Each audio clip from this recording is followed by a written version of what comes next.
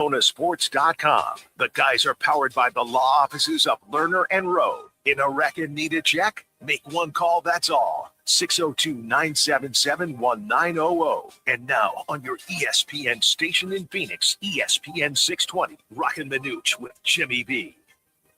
All right, here we go. Roc and Manuch with Jimmy B, ESPN 620, 98.7 FM 82, streaming on the Arizona Sports app and YouTube as we are live at Twin Peaks in Tempe, in the Tempe Marketplace. Got a big one tonight in the Valley.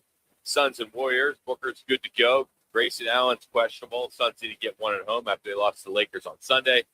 Will this be a Steph Curry shootout, or do the Suns finally put a full game together? Then we got the Thursday night football. Rams at Seahawks. The Rams had travel issues getting to Seattle. Does it matter, or is it just noise? Plus, the Cardinals host the Falcons. Both teams are out of it. So now it's about evaluation and draft position. And then the Cardinals just waived Justin Jones. What does that say about this roster building going forward? And the college football playoff is starting tomorrow. The football conversation is about to get loud. And later today, we will get into the following. The Patriots, are they taking over sports on TV? And we're going to catch up with Brandon Sanders of Arizona. We're going to catch up with the voice of the Ducks, Jerry Allen, and he'll preview Oregon hosting James Madison, and Rick Porro and Howard Balzer. And that's how we are going to roll today from Twin Peaks. We do have some sad news that just hit this morning. A private jet, a Cessna C-550, crashed while attempting to land at Statesville Regional Airport in North Carolina. Happened around 10:15, 10:20 local time, so about 2 hour difference from here.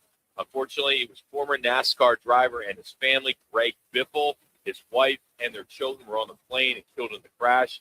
What had happened is it took off at 10:06. And then it was coming back shortly after to return to the airport. About 7 minutes later, 8 minutes, and then it crashed on the landing attempt, burst in fires, and resulted in 6 confirmed deaths. So this story is still developing rapidly, but sad news for the Biffle family and NASCAR, and we will share any news that we get over the course of the next few hours. Charlotte's kind of a home base for a lot of those racing teams that are back there. I know that Penske Racing's back there. All of them are. They're up in a little community called Fordsville, just north of Charlotte. Yes. And they're all up in that area. And this is awful. Sad news. Very, very sad news. All right, tonight, Phoenix Suns host the Golden State Warriors at mortgage matchup center. Both teams coming in with a couple losses, looking to get back on track. Right now, the Golden State has a slight edge when it comes to the gamblers out there. Last time they played, the Warriors beat the Suns 118-107. That was over a month ago. And Steph Curry and company, they poured in a bunch of points. But Grayson Allen is questionable. Still has that knee soreness, and we're not sure what's going to happen there. We know Jalen Green's still about 7 to 10 days out, maybe longer. And Devin Booker is off the injury report, and that could be huge for them tonight. So Suns are just trying to stop that skid that they've had, and we're just trying to stay, they're 13 and 14, just under 500. Yeah. They've lost 2 straight, so I know it'll be a competitive game. Should be a good one, and they'll play them again on Saturday. Once again, this is a situation where the Suns can take advantage of their size in this game because, once again, the Warriors have no one who can defend Mark Williams down low on the block. They don't have a legit 7-foot defender, rim protector, and you got Draymond Green at 6'7", 6'8", trying to be the muscle guy. And Williams should have his way tonight. They could play inside out. In other words, drop the ball down. As soon as the Warriors double, kick out, you should have an open shot for a basket. Look, I think this game is going to be wild to watch, and I'm really interested to see how they're going to try to guard Steph Curry because he has been on a heater. He had over 40 in the last game. And he's playing sensational basketball. So they both average 114 points per game. Yeah. And they both are about 43 for rebounding. Assists about the same. So first one to 130 wins this game. I mean, we can see a 128 to 124. Oh, I think you can see that. Yeah. I mean, then just to your point, keeping up with Curry if he gets hot. Yeah. Booker and Dylan Brooks. The first thing I thought of, we were talking about this game, is Dylan Brooks and Draymond Green having words.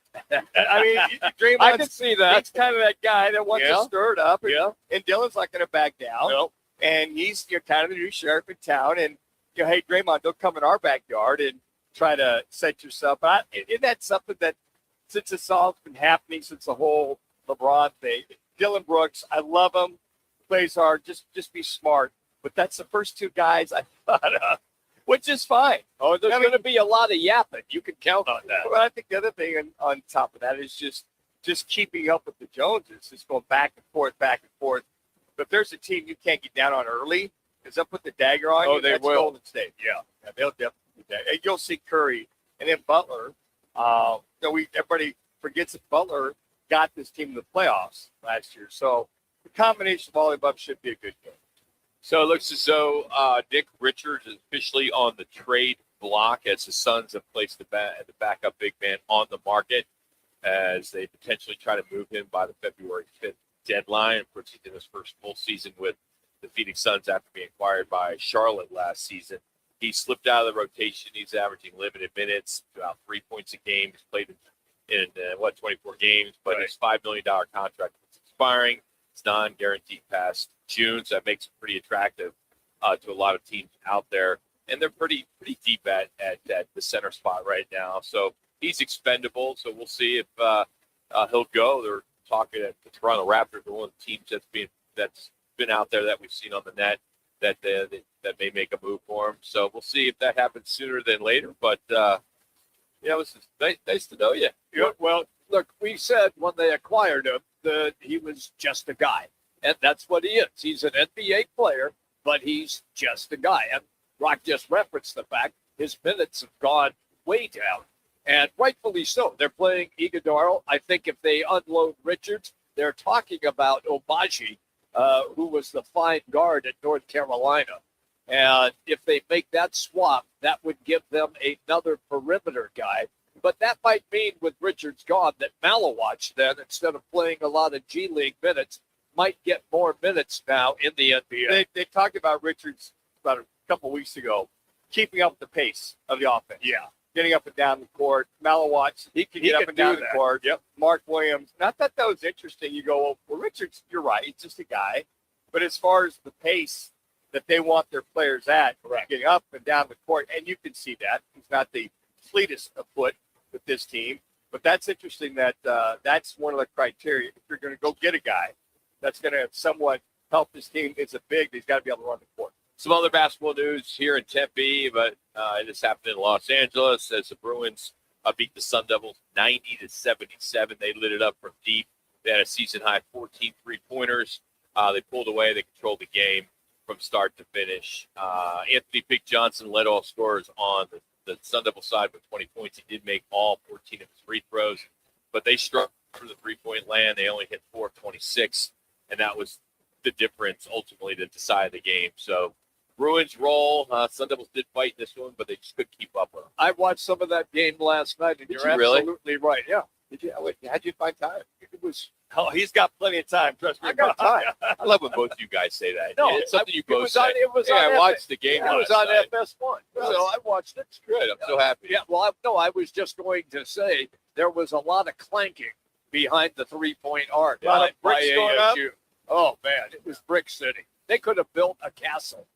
It was that Some bad. news also, the college football semifinal, which of course is the Verbo Fiesta Bowl. The Fiesta Sports Foundation is raising the bar as they announced today that Dirk Bentley will be on the Verbo Sound Stage. And that'll happen Thursday the 6th, 12:30 outside State Farm Stadium. So this is probably one of the biggest acts I can recall as long as I've been involved. Stepping up, since the mid '90s. To have a guy like that that's got multiple #1 albums and singles, and he's an Arizona native. He's won all kinds of awards. So deep ties to the Valley of the Sun. So Dirk Bentley will be the headliner for the Fan Fest at the Verbo Fiesta. That'll be be fun. Going on. Kickoffs at 5:30. Folks get down there at about 9, 10 o'clock. Dirk Bentley rocking the house there. That'll be a lot of fun. I'm really looking forward to it. Do you have? Are you going? I have somebody who I know If he can hook me up, I'd definitely go. Tickets. I mean, I'll sell you what I have. Okay. You know? All right. I would definitely Only go. go for, I think, See, we- 1,100 apiece. Yeah. Let me ask you this, Oh, it's- though, Rock. Since you're that all? Yeah. Since you're Wow. you're part of this big Fiesta Bowl deal. Is there a preference from Fiesta Bowl guys when you guys talk that you would like to see in that game, or you know On the record, off the record. You're on the No, record. You're I- on the record now. I'm sure every volunteer that's part of the Yeah. Fiesta Bowl has teams that they like to see. Okay. You know, I'm biased because I like to see Ohio State. Yeah. And you but, may. but there's probably some folks that are on the committee that have seen Ohio State a lot here, Okay. and I know there is that crowd out there that are not big fans of the Ohio State Buckeyes, so they get tired of seeing him here. It used to be a joke that Coach Tressel's first name. I forget. I used to call him Coach Tress. Tressel's first name, Jim Tressel. Jim Tressel. Jim Tressel had a house at Desert Mountain Oh, because he was okay. here all the time. That was kind of the joke for so many years. But How can you get tired of watching Ohio State if they're the best perennial come year on. in year out? People hate Why? I don't get it. If Kansas State was great every year, no one would want to watch them Oh, either. you kidding me? Well, that's because the fans would come in and support that. Well, I don't think. No, come on. There are more Ohio State fans than Kansas Oh, State. man. Not even They close. laugh. We Yeah. had. When we would got have 10 people here. Are you Yeah. kidding me? We'd have 40,000 people No, come they- to the bowl game. No, dude, I know for a fact that they were out on Van Buren giving away like those purple shirts to people walking around just so it looked like you had more fans. All I know is that Oregon K-State Fiesta Bowl, and Mariota was quarterback, and Colin Klein was quarterback, and it was they were about 60-40 over the Oregon fans. I could It was tell- No, dude. Yeah, it was. Dude, I was no way. I was on the field. Yeah, From the you're north on the end field. zone. Oh. Was it? Yeah. I mean, I bet I could probably get the number of how many tickets were sold by each side. All I know is we outnumbered the green than the In your purple. section, maybe. That's No, it. no. From one side to the other side. We said it was Dude. all that purple. Oregon traveled well. They do. They Really do. well. They We're really going to do. catch up with the voice at about 2:30, Jerry Allen. So we'll talk to him as big favorites there at Austin Stadium with James Madison coming in town. All right, coming up, expatriates, bunch of massholes are flooding sports television. Is it credibility or is it oversaturation? It's all here on ESPN 620, 98.7 FM, HD2 Phoenix, and we are streaming on the Arizona Sports app. It's back. Sign up now for the Roc and Manuch with Jimmy B annual Pro Football Pick'em contest, powered by all 5 Twin Peaks locations. Pick the winners each week, score great prizes all season long, and earn bragging rights until next year. And don't forget, the guys are live every Thursday from 1 to 4 to kick off your football weekend at one of the 5 Valley Twin Peaks lodges. It's free to play and easy to join. Just head to fanpick'em.com. That's fanpick'em.com, powered by Twin Peaks. Eats, drinks, scenic views, and your home for pro football. I was in a wreck. I need a check. I was in a wreck. I need a check. I was in a wreck. I need a check. I'm attorney Kevin Rowe. The insurance company's job is to pay you as little as possible. Our job is to get you every dollar you deserve. Call Lerner Rowe today and let's make them pay. Call 977-1900.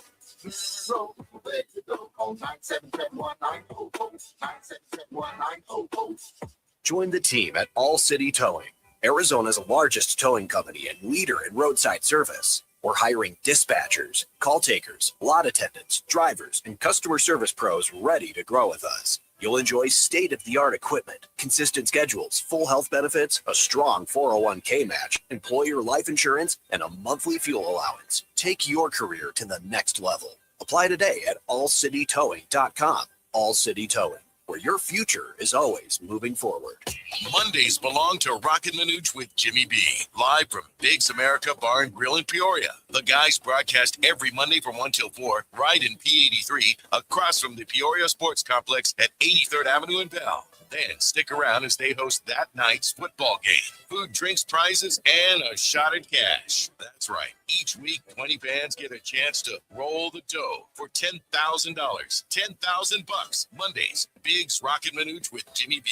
Be there. It's where every slam dunk dream and memory of your favorite game is stored. Your brain shapes you, defines you, makes you you. Yet as many athletes know, a brain or spine condition can change that. That's why Barrow pushes the boundaries of neuroscience medicine and what's possible. Consistently ranked among the best in the country, Barrow fights to help patients hold on to their dreams, memories, and themselves right here in Arizona. Barrow Neurological Institute, minding what matters most. Visit barrowneuro.org to learn more. You buckle them in, but are they really protected? In Arizona, child passenger safety starts with the right car seat. Double check that your child is in the proper seat based on their age and size, and that it's correctly installed. The wrong fit or a loose seat can put your child at serious risk. Need help installing your car seat? Certified technicians can help for free. Learn more at gohs.az.gov. This message is sponsored by the Governor's Office of Highway Safety. The views and opinions expressed by host guests or callers on Roc and Manuch with Jimmy B do not reflect the opinions or endorsements of ESPN 620, Bonneville International, any sports teams affiliated with this station, or any individuals associated with the station. The broadcasts of Roc and Manuch with Jimmy B are intended for entertainment purposes, and listeners are encouraged to use their own judgment in forming conclusions. The ownership of the radio station does not confirm or deny the validity or accuracy of the information aired on this program. All content, products, and services presented are meant for enjoyment. We encourage keeping an open mind and not interpreting the presenting stories, facts, or services as absolute truth. In other words, we invite you to relax, not to be so PC, and enjoy the ride with Roc and Manuch with Jimmy B. I don't know what you're so excited about. Rob Gronkowski is probably the worst neighbor we could ask for. You know he's going to be partying day and night. It's not like it's that tasty piece of Julian Edelman. Now, there's a Patriot you can get excited about. I know he's a wide receiver, but if he's given, I'm taking. I'll take it all. I'll take it wherever. Anyway, go suck up to your big dumb monster. I'll be here hooking the G to thoughts of Edelman. Yeah, well, you turn on any sports show right now, it feels like a Patriots reunion. Brady, Edelman, Gronk, Brewski. I mean, it goes on and on. These dynasty guys are everywhere. So why now? And is this good for TV? You look at Tom Brady. He's in year 2 as Fox #1 analyst. And yes, he's the highest paid voice in sports media with a $375 million deal. Rocky start? Yes, absolutely. Better lately? Yeah, even critics will say and admit it that he's gotten better. But Brady isn't alone. There are former Patriots. They're everywhere in sports media. ESPN, Fox, CBS, NBC, podcasts, studio shows. And it's not an accident. I mean, I could rapid fire just the ones that I wrote down. Randy Moss, Teddy Bruschi, Damian Woody, Julian Edelman, Rob Gronkowski, Devin and Jason McCourty, Rodney Harrison, Chris Long, Matt Castle. I mean, the list goes on. And there's a reason why. This goes back to Bill Belichick. Now, he treated the media like they were an opponent, right? Players coached on what not to say. Say something interesting, you get called out in a team meeting like you get called out on a blown coverage. It sounds miserable, but it's the twist. There's a twist here. It forged players who were media trained without ever talking. So when they finally got a mic, they had everything to say. You can even go back to Bill Parcells and Phil Simms. Bill Simms was muted as a player and then exploded as a broadcaster. He's called so many Super Bowls. But if you played Belichick or Parcells, there was a rule for TV. You tell the hard truth, you call out the bad coaches, you rip the ridiculous officiating, and you side with the viewer, not the locker room. Now, fans don't like that. Their fans are getting a little upset. So the question would be, is this good for sports? Are we okay with all Patriots? You know, does it make sense because of Belichick and Bill Parcells for what I just outlined? Or you're just hearing this the first time and you're like, oh, I never even thought about it. All these massholes or these former Patriots that are on television. Here's the way that I view it. I don't even think about they were former Patriots now.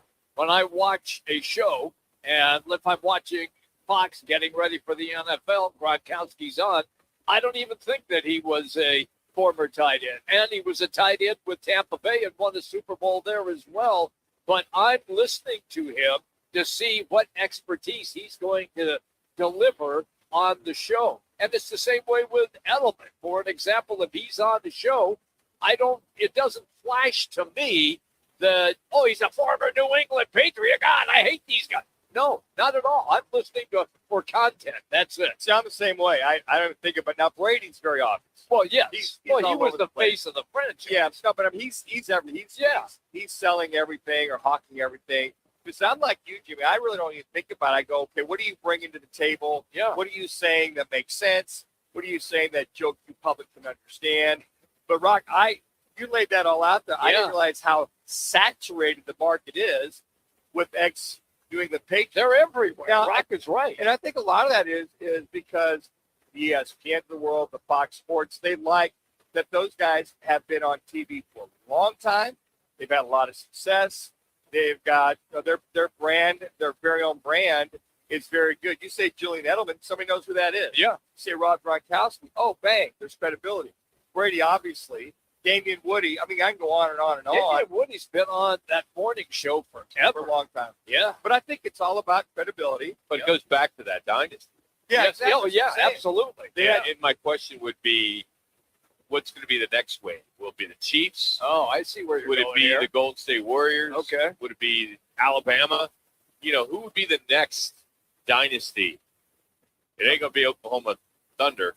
No, No, it won't be that. You No. look at those teams who've got the personalities. I could Steph see. Curry, Draymond Green. Yes. Yeah. I mean, you could go to, what's his name that's in Dallas?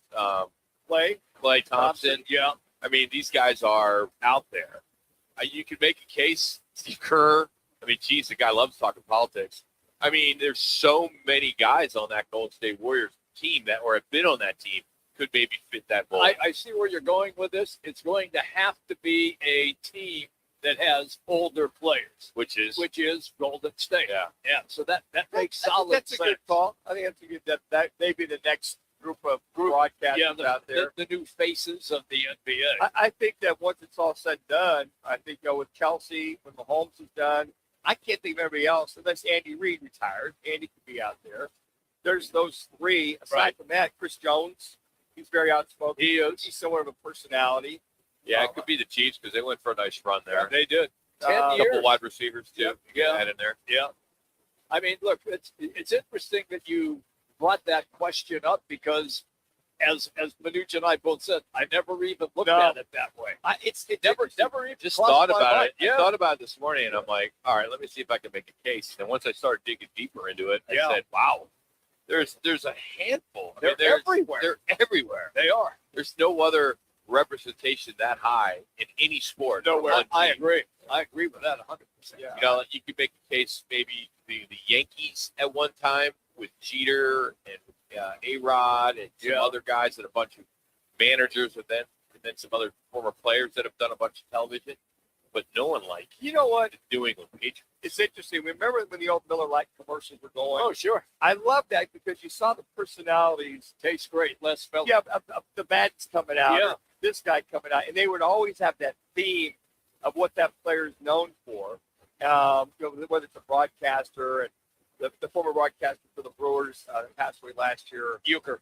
I mean, it was so fun. Then they shut that down because they didn't want alcohol and athletes combined.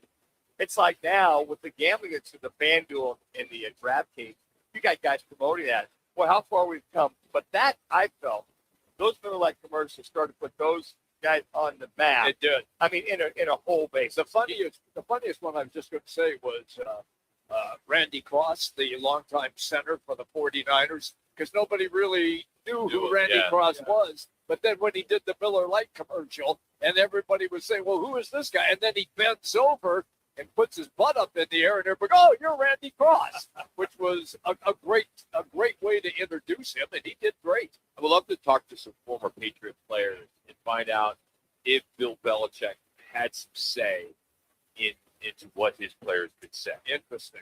Were they media trained without ever talking at some point? So were they in a meeting and coaches saying, all right, guys, this is what happened. This is what I want you to say. This is what I want you not to say. I mean, who knows? Yeah. And then they get all this buildup, and now they're on every network. It seemed that they had like a little bit of a code of conduct in that locker room. I think Belichick kind of set the tone without saying it. I mean, give your opponent all the credit. keep it on the down low. Don't share it goes on the locker room. You're right, Rock. Nothing. It was sealed. It was tight. And then game time, they would come out and just do their thing. Yeah, it's interesting stuff. Right here, Twin Peaks in Tempe. And if you are looking for a gift, Twin Peaks recently launched their holiday bonus card event. You buy a gift card for someone on your list, and they'll hook you up with a bonus card just for you. And that's pretty cool. And you can do that now, and these gift cards are good through the end of January, so you can stop at any of the 5 Twin Peaks locations in the valley. While you're there, enjoy an ice cold 29-degree beer and some good times here at Twin Peaks. So treat yourself while you're at it. Twin Peaks eats, drinks, and scenic views. All right, coming up, we're going to get into the Arizona State Sun Devils as the Sun Devils are getting ready for their bowl game. There's been some portal moves. There's been some NFL draft departures, and the Michigan rumors are still out there. We'll dive into all of that. But first, here's the Twin Peaks ESPN 620 Sports Center update.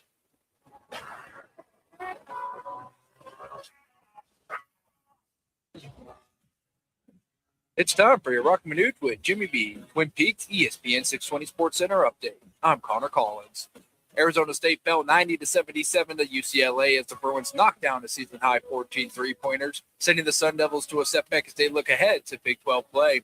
In the Suns news, Phoenix has center Nick Richards on the trade market, according to Mike Scotto of Hoops Hype, with league sources telling the Arizona Republic that the Suns are also actively searching for help at power forward. At Twin Peaks, late night hits every night. Fresh scratch-made food, handcrafted cocktails, and ice-cold 29-degree beer served till last call. When the world winds down, we turn it up. Pull up to the lodge for the best late nights in the league. Tonight, tomorrow, every night. Twin Peaks. Eat, drink, scenic views. Next, we're talking ASU football.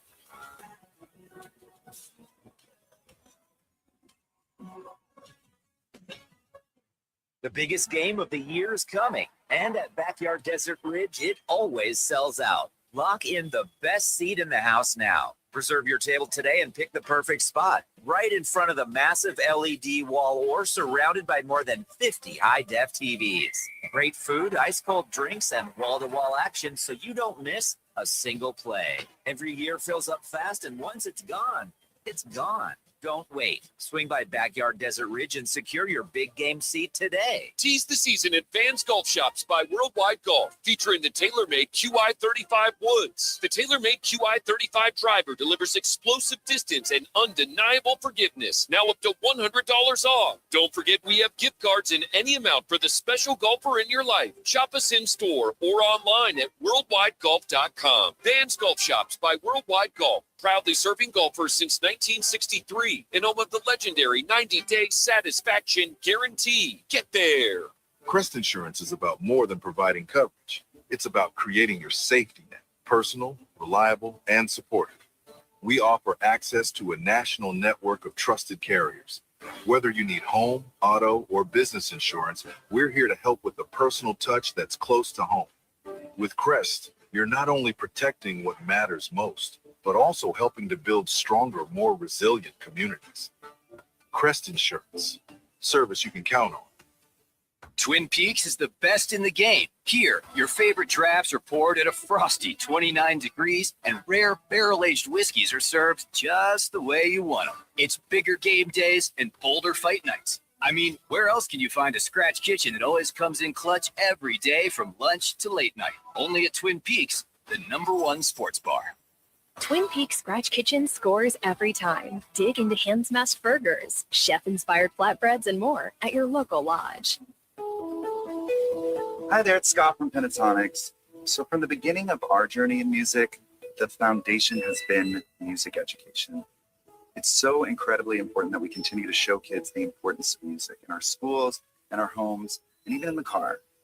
Music is such a powerful expression of emotion and individuality, and we are responsible for keeping the love for music alive. This message is courtesy of the United States Air Force. Every day in Arizona, drivers and pedestrians share the road. Always watch out for pedestrians, even when you have the right of way. Make sure to follow the speed limit. Just a few extra miles per hour can mean the difference between life and death.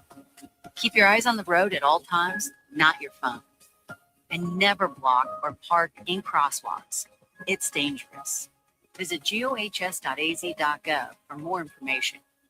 This message is sponsored by the Governor's Office of Highway Safety. It's Thursday, and welcome to Lodge Mentality.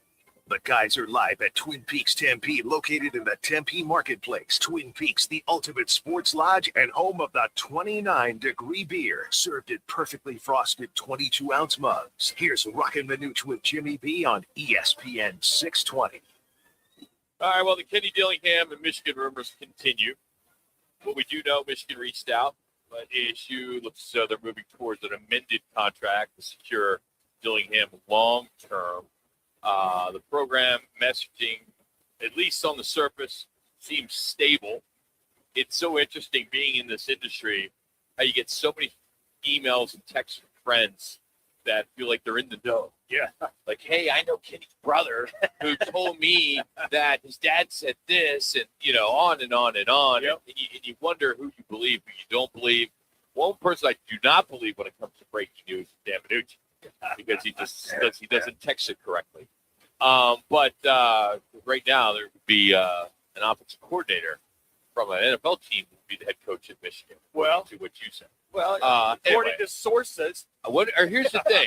One thing we've always said. Now we're in the same family as somebody who breaks news. Yeah. We would like to break the news, but we want to break the news when the news are. I said broke. supposedly. Not yet. Rumored to be. That's- Rumored. We don't want to do rumors. Well, I think you got people that are in the know that people being interviewed. I mean, that's one thing. There could be several more people being interviewed we're not even aware of at the Michigan job. But I think with Kenny, the leverage that he has, that Graham Rossini adhering to what it sounds like to me is Kenny's hit list of more staff, more money for their staff, for more resourceful sources to basically get up with the Joneses, keep up with the Joneses as far as recruiting, facilities, all the above, if they're going to be a top-notch program and not a one-hit wonder. What majority of the so-called insiders that are close to the program or maybe close to the Dillinghams, so that, he wants to win. Plain and simply wants to win, but he wants money for NIL. And he wants money for his coaches. Yes. And that's been clear. He also wants the President Crow, to be more into the athletic department. We all know that he's a former wrestler at Iowa, right? I mean, that's not true. Yes. Or Iowa State, one of the two. I think it was Iowa State. And, he's a guy that likes sports. So you would think that he would want to put a little bit more money into sports. But this university is making a fortune. Yeah. I mean, they're, number 1, number 2, number 3 when it comes to the amount of Sure. students. Well, yeah. They have no trouble with money. It's interesting when you have presidents and you have athletic directors. The AD's got to have the buy-in from that president, and I wholeheartedly agree. When you look at a lot of the successful schools, year in and year out, they are bought in from the top down, and allowing you to go out and chase that money for your NIL and for anything else. But if he's bought in, he'll do whatever it takes to help that football program out, because that's basically going to be the staple. That's going to be the groundswell for the rest of your program. One of the things that I find really interesting about when he speaks now to the media, there is no, I'm not doing it. Have you seen that? No, exactly, yeah. I'm not going. No, I'm not. He hasn't come out and said that. That was during the Ray Anderson era. Yeah. And I got to believe Ray was kind of following that way of life, because that was at the precursor. That was at the beginning of the NIL. Yes. We're not going to go after those guys and pay those guys. Well, guess what happened? Got behind the 8 ball. You had Herm come in and go get a little bit of money. What was it? The collective they had there, Rock, they're trying to get the collective going. But now Kenny, being at Oregon and Auburn and the SEC schools, to see what they're doing to keep those programs successful. When he interviewed here, I'm sure that Graham Rossini and Mike McCroy said, "Look, if I'm going to come here, I've got the formula for success. I've got the blueprint, but you got to buy in. Yeah, you got to go with the money." I don't know if that's the case.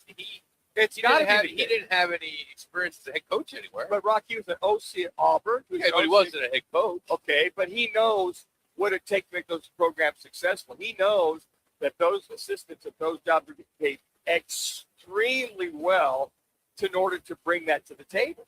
So if you're going to bring a guy that can get it done and understands it, why not bring that guy that's been down that road? No, and I'm surprised he did not go. Well, I think there's more. And then I agree with that. That's great. That's goes up. It's against everything that we're used to hearing. Sure. I just wonder what's going to happen next year when the Alabama job opens up, or I don't know what else is a better job. Ryan Day leaves. I mean, what's a better job?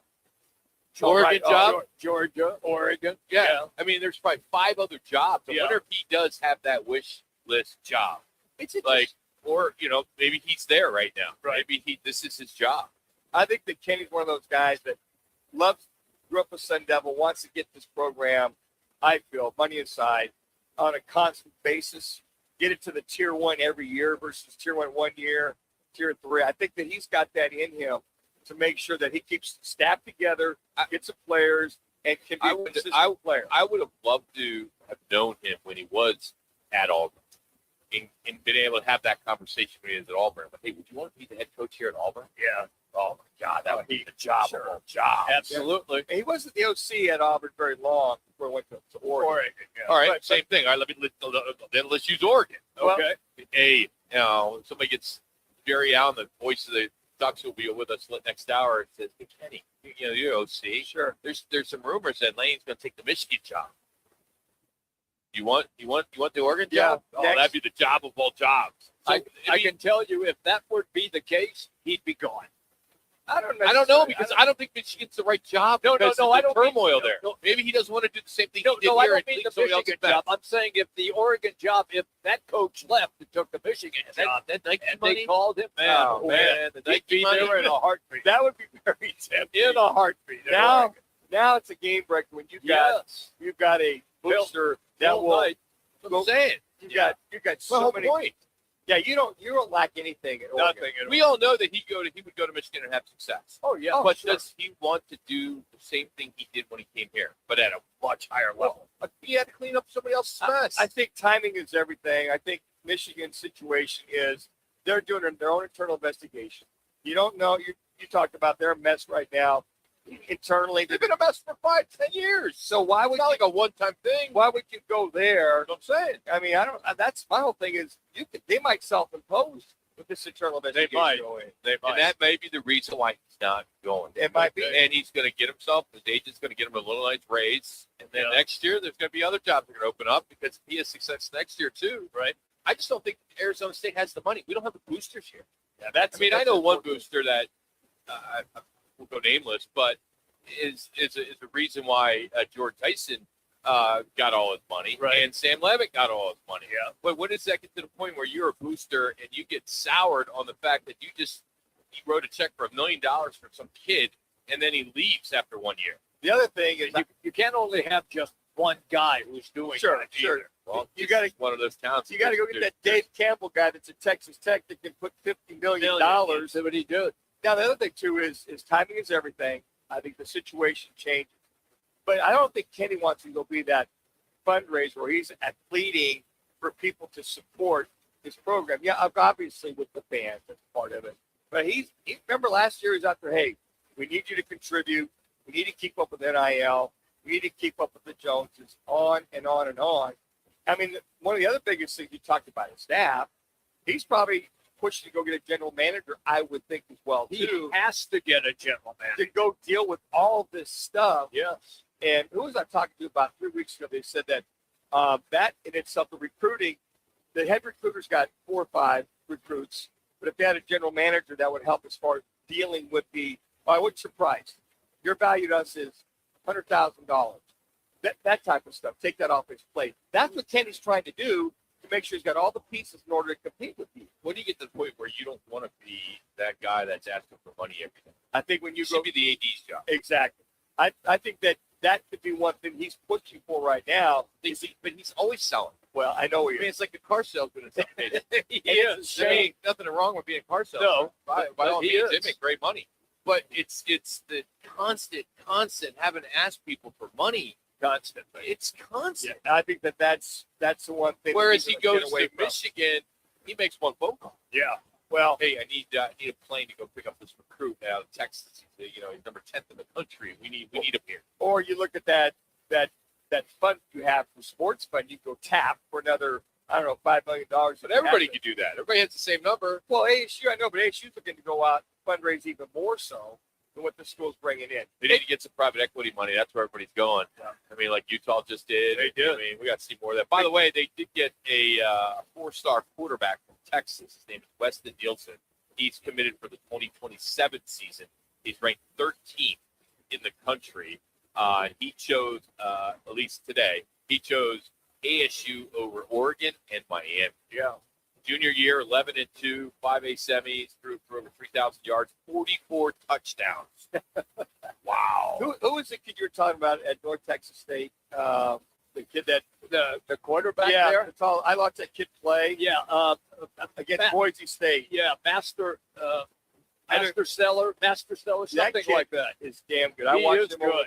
He is really good. But I don't think that, as far as quarterback or skill position players, I don't think ASU will have a problem bringing him here or them wanting to be here. Well, Kenny's a quarterback guru. Right. He Yeah, really I mean, is. look at all the guys.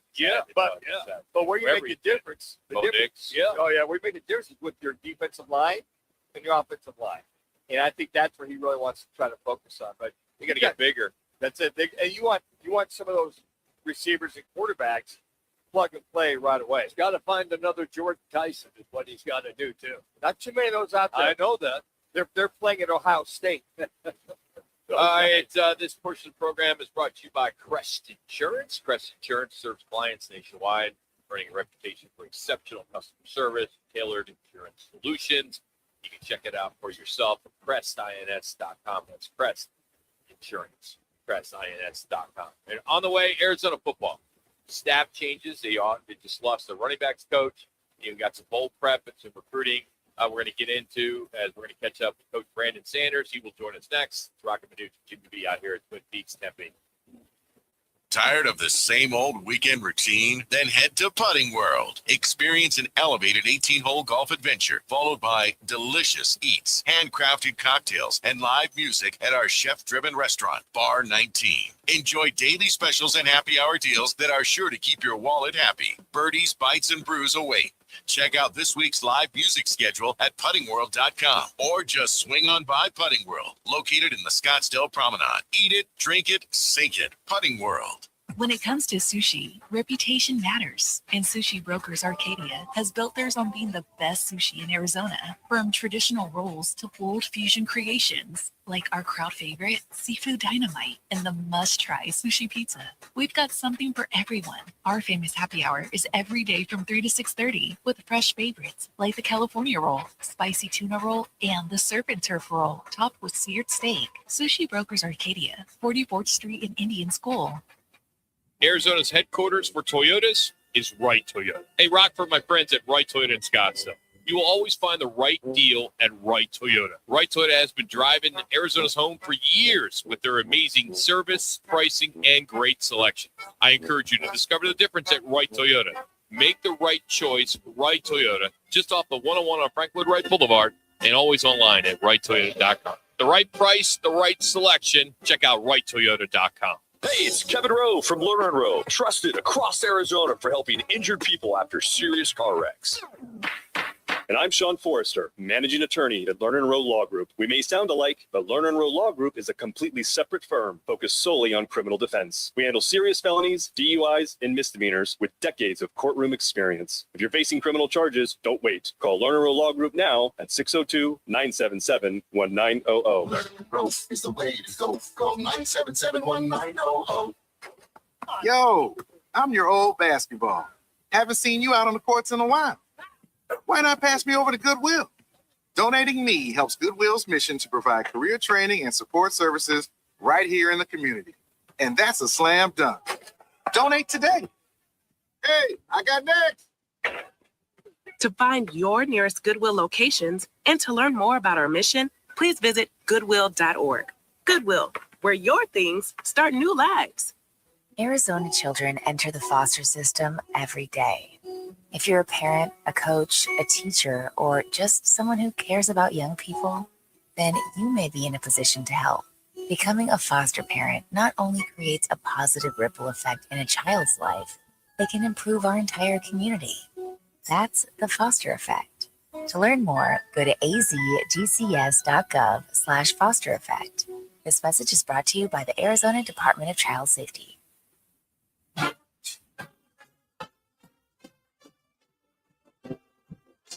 It's Roc and Manuch with Jimmy B on their new home, ESPN 620.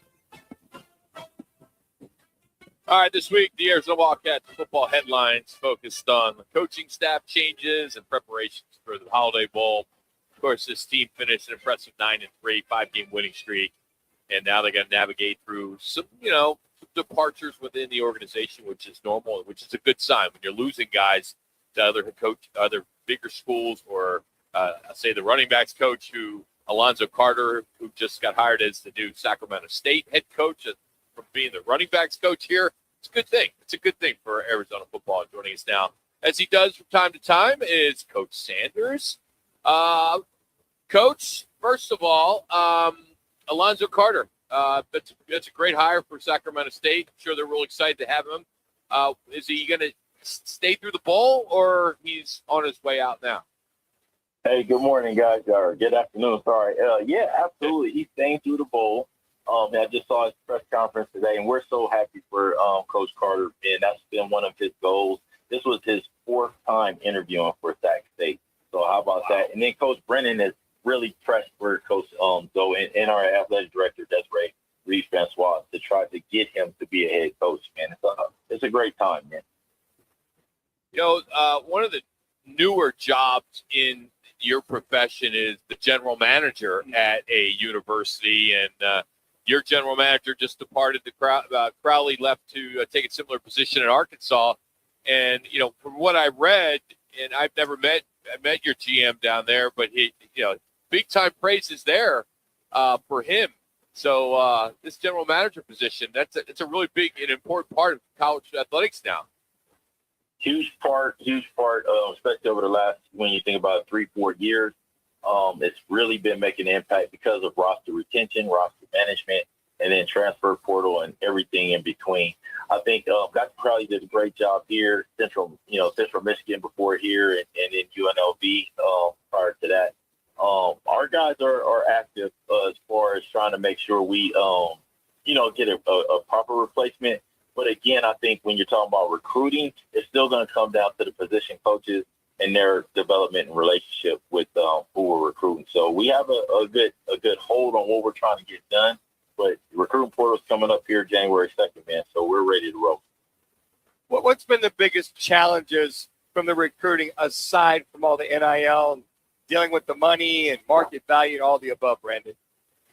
I think when you look online and you hear coaches talk, I think one thing that I can see is, the tampering, right, from other schools, and not naming anybody, but just, I think there's major tampering in college football. But I think the other thing that makes it really difficult is you just don't know, other than the roster limit of 105, right? You just don't know. You have guys opting out of bowl games. Then you have other people in the state of Tennessee that are challenging the 5-year rule. So will you have some of these guys back? And how does that work with your roster? If you're already saying, well, I got 3 or 4 guys or 5 or 6 guys that I know are leaving, and you've already brought in people to replace them, say through high school, early signing pit or anything else. Well, what happens when they're back, when they come back? Did that running back that you wanted really want to sign with you if he didn't know there was a space open? And so I think those kind of conversations and those kind of things, you just don't know. And that's the hard part about, development and recruiting right now. Brandon, you played college at the highest level. You played pro football. Roc just talked about a general manager. We saw that pro football. You see that in college now.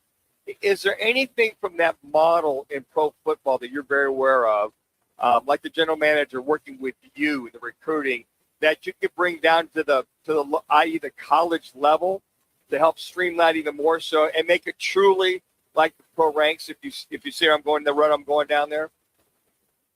God, the only thing that I think helps, which I still don't know how you do it in college football, is it's a collective bargain. Yeah, you got to get some reins on, what the money is, what the roster looks like, and everything else. And I just don't. I know everybody's talking about it. I still don't know how that is. This is me personally talking, not anyone else. I don't know how you collective bargain with people in high school and people in college because. I just don't know how you can determine that in the NFL, everybody's. I'm still part of the NFLPA. Still take care of certain things. But how do you do that with if like a few of these people in high school might not be Division I players, or they might not be Division I players now, but in 2 years they are. Once they get out of high school, so I just don't know if you don't have the reins of that. And then put some teeth behind, like you say, tampering and those kind of things. Like I don't know what we're headed to, And I'm not gonna say it's a dark place. It's a great time for athletes in college football, but somebody with way more power and way more thought can put a rein on tonight. Brandon, could they institute a salary cap similar to what the NBA has and what the NFL has? Would that be helpful or not? That's part of that CBA. Yeah, I was talking about. Yeah, it would be helpful, but you without collective bargaining, you're going against antitrust and everything else. So that's the hiccup on it, right?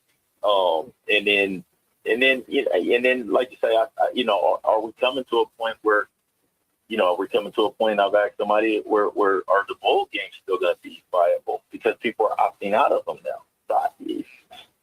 Like there's just I don't know. This thing has changed over the last. I've been at U of A for 5 years, in this position, and I've seen it change every year, differently every year.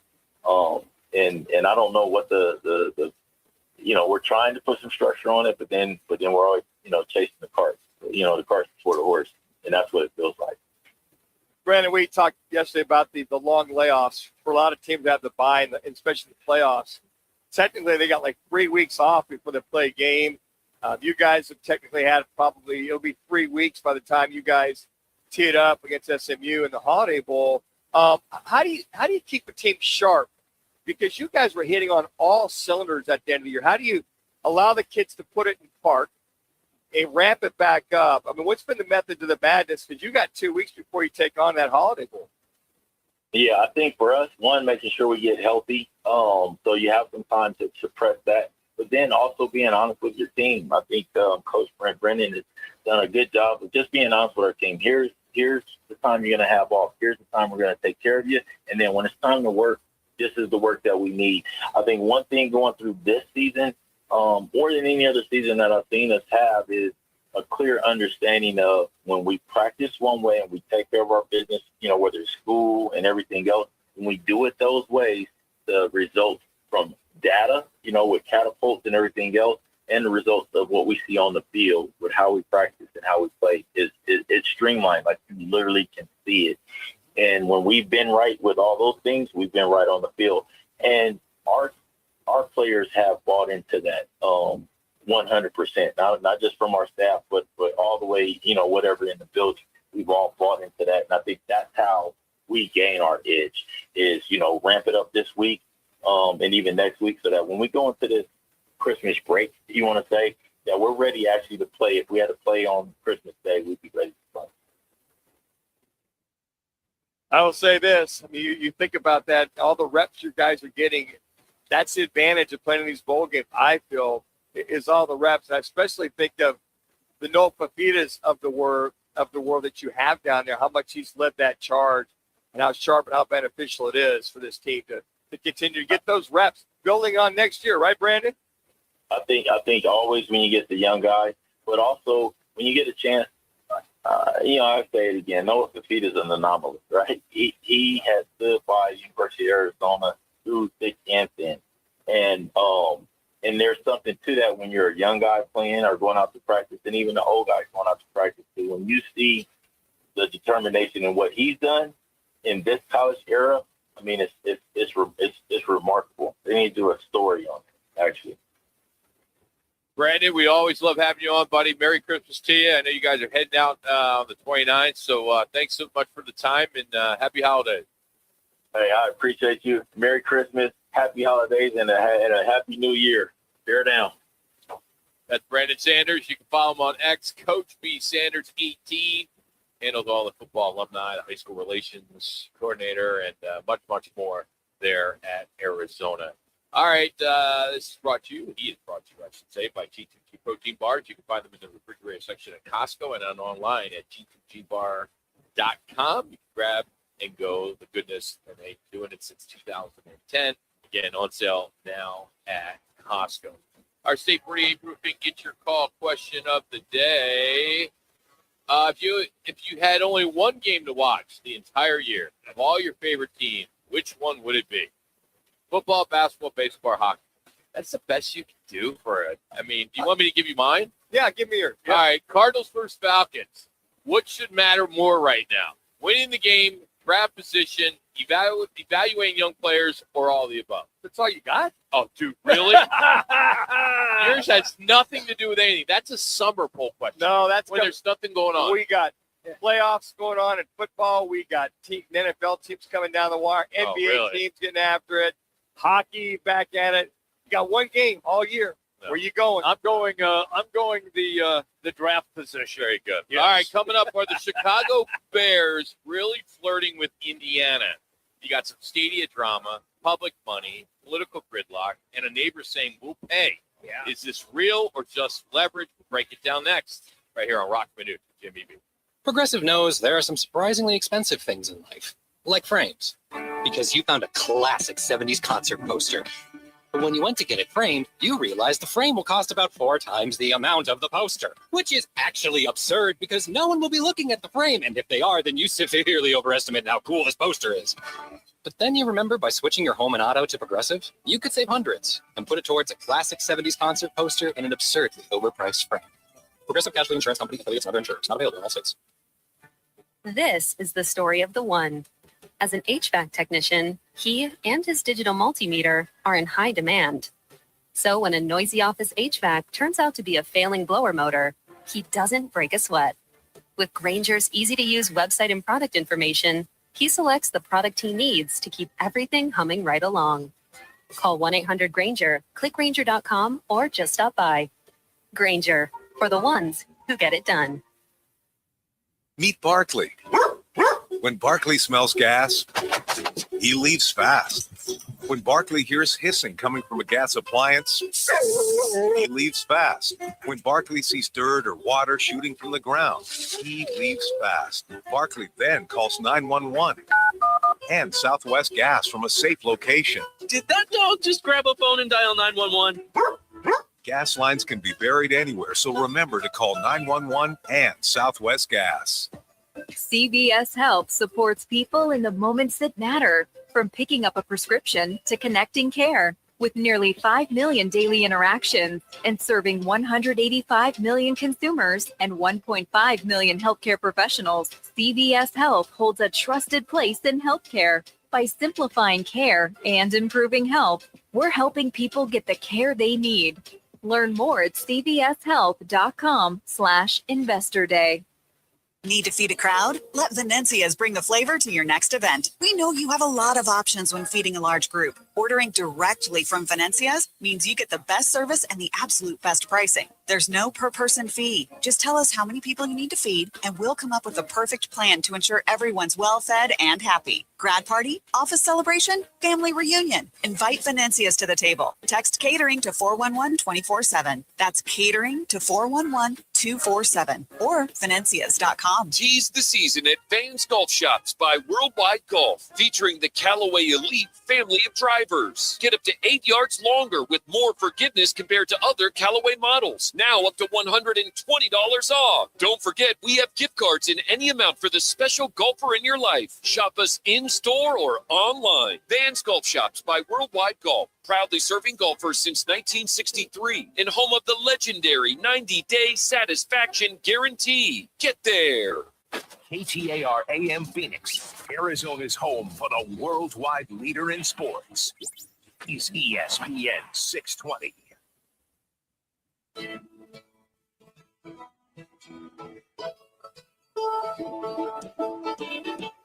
It's Thursday, and welcome to Lodge Mentality.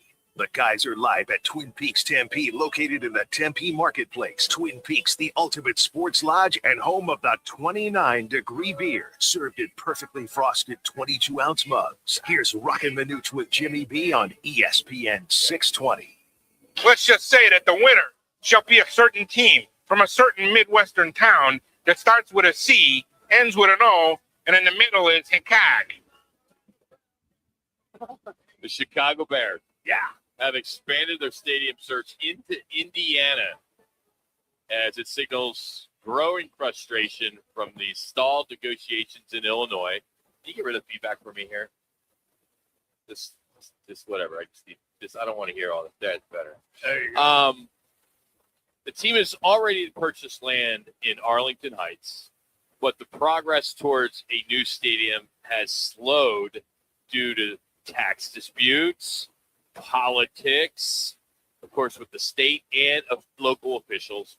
Now, Indiana leaders have confirmed conversations with the Bears about a potential stadium sites across state line, including areas near Gary, Indiana, and the Northwest Indiana corridor, which would keep the team close to the Chicago fan base. Now, Arlington Heights is 35 minutes from Soldier Field. Gary, where the site could be, is 31 minutes. It's closer, less traffic. From an Indiana perspective, the pitch is clear. Friendlier political climate. Come on, Chicago's a joke when it comes to politics. And people even that are from there can't stand the politics in that city. They're crime, awful. it's horrible. They can't seem to figure out that city. Yeah, it's a great city. It is. I love it there. Faster approvals for Indiana, a major economic development tied to an NFL franchise. And for the Bears, this move doesn't necessarily mean that they're leaving Illinois, but it does increase their leverage. So it is a leverage play. We know that. But the bottom line, this is less about relocating today and more about forcing some momentum, right? The Bears want a new stadium. It helps that they're playing well. They want a revenue-driving stadium. Soldier Stadium sucks. It's terrible. When they redid it, I remember going to it, and they just put like a, what do you call it when you put something on a pig? Facelift. A lipstick on a pig. Yeah, You know? that's It what was, they did. It was horrible. Yeah. But the fact that they're even considering Indiana. Northwest Indiana is just blowing up Bears fans like crazy. They're losing their freaking minds. And they're all saying, President Warren's a joke. He doesn't know what he's doing. The guy's an Ivy Leaguer. The guy knows exactly what he's doing. He's trying to make money for his boss. Yep. And if it takes them moving somewhere, it's no different than Washington Redskins, where they play. No different than the Jets and the Giants, and now what's going on in Kansas City. Yep. I mean, we could go on and on when Yeah. it comes to that. I mean, shoot, the Cardinals, okay, they're called Arizona, but they don't play in Phoenix. Everybody thinks they play in Phoenix. They play, 25 miles outside of town? Absolutely. Glendon. Yeah. So Indiana is open arms. I mean, open arms. The cons, there's a lot of fan backlash right now. Well, I mean, of a course. lot. But, I mean, logistically, it Hey, expands the market even more. You get on the freeway and you get off at the exit. There's the stadium. I guarantee you, build it and they will come. Yes, Yeah. they will. Totally. Build it and they will come. But if you're a diehard Bears fan, this drives you nuts. Think about it. I mean, I remember when Philadelphia Eagles were flirting with moving to Arizona as an expansion. I remember that, Remember, yeah. they were basically doing the same thing, trying to get a stadium deal done. Yep. And I think it was Leonard Toes or whoever Yes, the owner it was Leonard was Toes. all ready to sign, Yeah. and they were going to move to Phoenix, right? And then they were going to be the Phoenix Eagles or whatever they would have been. And what would that mean? See, here's the thing: if just play along. If it does happen, play along. the bar. Hey, all you guys listening from Arena where I hang out, and all you Bears fans, Danny, Jordan, everybody, dude, it's gonna be so much fun if you guys move. Oh, It's not happening. It's not happening. Oh, They already own all of the property in Arlington Heights, and they put a huge investment into it. They're just pissed off over infrastructure and tax issues. So it's small things they're trying to get over the hump, but they already own that land and have invested heavily. So I don't think it'll happen. But if they become the Indiana Bears, they might lose a fan. Oh, All right, stop it. It's still Obviously the Bears. not. Stop You can't it. move across See, state that's lines. that's the dumbest thing I've ever just feeds heard. right into what I'm going for. First time we have a winning season with 10-4. That's what makes it even better. Crap. If they were like 3-10 right now. Yeah. Oh yeah. Let him go to Gary. Yeah, Let him go. It's like Rock just brought up. Kansas is open arms with the Chiefs. Yeah. They're still the Chiefs. Yeah. So whether you go to Indiana or you're on whatever side of the border you're on there, of the state line, you're still the Bears. Yeah, it The just seems Bears weird are to the move Bears. from the city of Chicago to Gary, Indiana. It's Well, not a normal transition. They should have took care of that stadium, built something close years ago. Yes. And you're right. I played at Soldier Field before they remodeled it. I've been there. I've done games at so both of them. called remodel. It's been a pit forever. It's a dump. So, but the whole racetrack thing. So you see this race just. Warren's trying to just leverage the best deal. It's all smoke and mirrors. You're still the Bears. Yeah. It's like it's not that they're gonna. Oh, well, now that they're Indiana, they're gonna change their colors. They're gonna change Well, the mascot. there is a flip side of this. I mean, if you were a St. Louis Cardinal fan and they moved out here, right? You'd be the you Phoenix Cardinals. you'd probably stop being a fan. No, I'd still be. Well, a I would. Cardinal fan. No, I totally would. I would leave. Hey, are you still a Coyotes fan? Well, No. See, Yeah. if they No. leave, you're gone. Yeah. And they then you leave, hope that But maybe they've another gone team to will another come. state. But I mean, another city. Well, No. there's already a team in Indiana. You already said there's a 31-minute drive Yeah. to get to the stadium. Okay, So, that's different than But getting on an if you airplane put your and flying business, to Salt Lake if City. you put your business hat on, right? Yes. I mean, it makes so much sense. Yeah. Because the public funding Yes. is the big part of this. Yeah. More willing to issue the bonds, less political resistance. You have a proven stadium funding record with Lucas Oil. They'll get a dome, so they'll get Super Bowls. I mean, look at Indianapolis, how that city turned around. It's a hot city. It is blown up. WrestleMania, Yep. you got Everything. Big Ten championships. You get all kinds of stuff there. Yep. But in Indiana, they're going to have lower taxes, lower corporate tax burden, regulatory stuff. You're going to get faster approvals. I mean, this isn't a Rams LA move, but it's closer, so you're not going to lose your fan base. No. You're going to keep your same fan base, and you're going to keep the same TV market. Yes. Your same regional footprint. That doesn't change. No. It's not that big of a deal. It's the same It's as the the fan. Kansas City Chiefs. Are you going to play in Missouri? You're going to play in Kansas. It's just a state line shift. That's Exactly it. right. Exactly. And if the benefits outweigh, if the pros outweigh the cons, why would you not make that move? I mean, J.D. Pritzker is the only one holding all of this back. does he have the fun? How? In what way? Because they have everything. The groundwork is all laid down already. They just can't get over the hump with like tax issues and small funds. And So for now, what location are we talking about? No, Arlington Heights. Okay. He said we won't make it a priority in 2026, and Kevin Warren didn't like that. So now he's trying to slap Pritzker back in the face. Sure, Like, all I right, see. we'll keep looking. Yeah, I think that's when the politics get involved because it's the tax revenue. You brought the tax revenue and how. And Indiana, it's like, come on over, Bears. yeah. We've already got a footprint. Yeah. With the Colts. So- Colts. But let's be honest here. If Chicago Bears playing in Indiana does sound ridiculous. Yeah. Okay. Fans would lose their minds. The legacy, the backlash would be massive. This would probably be one of the loudest revolts in NFL history. I mean, they're one of the oldest franchises in sports. Yep. They're tied to the Chicago identity. There's no reason, though, they couldn't still be the Chicago Bears just playing 10 games a year. That's it. In Indiana. Yeah. The Buffalo It's no Bills. different. The Buffalo Bills play in Orchard Park. It's a 40-minute drive to Orchard Park to downtown Buffalo. The New York Giants, New York Jets play in New Jersey in the Meadowlands. I mean, just the name would just still be the Chicago Bears just because they're 35 minutes outside. Yeah, what the hell? I mean, I thought it was interesting though when they changed from the Phoenix Cardinals to the Arizona Cardinals. Yeah, that was part of them going out to the stadium. So it made sense for them to go buy wherever. It's like the Phoenix Coyotes changed to the Arizona Coyotes. Well, the Bears have already invested $2 billion on this property. So at this point, they'd be silly to try to wipe it Exactly. away. Yeah, I mean, if they own the property, Have they committed to building the property on their own? Yeah, they have stadium? the framework laid for everything. They have the stadium blueprints. Everything is done. $2 billion plus. So they're not going to go to the They paid taxpayers. $197 million for it. Okay, so Not $2 billion. So they're not. No, they've invested almost $2 billion in all the groundwork, the development, the cost, the projections economically. Like they have everything laid down and funded already. They just can't get over the hump somewhere. Are they going to? Well, if it's not a stadium, it'll just be an entertainment district. They'll still make that. Yes, Yeah. they will. So will they fund the stadium as well? Will they build their own? So they'll go A to Z. You can't take that to the streets. That 62,000 political seats. nightmare. That's amazing. What's the problem? That's the whole thing. JB So Pritzker. for those of you that are around there's some other targets aside from Gary. There's Hammond. There's Lake County corridor near the I-90 and South Shore line, which all has easy access from Chicago. The Indiana tech structure would go into play.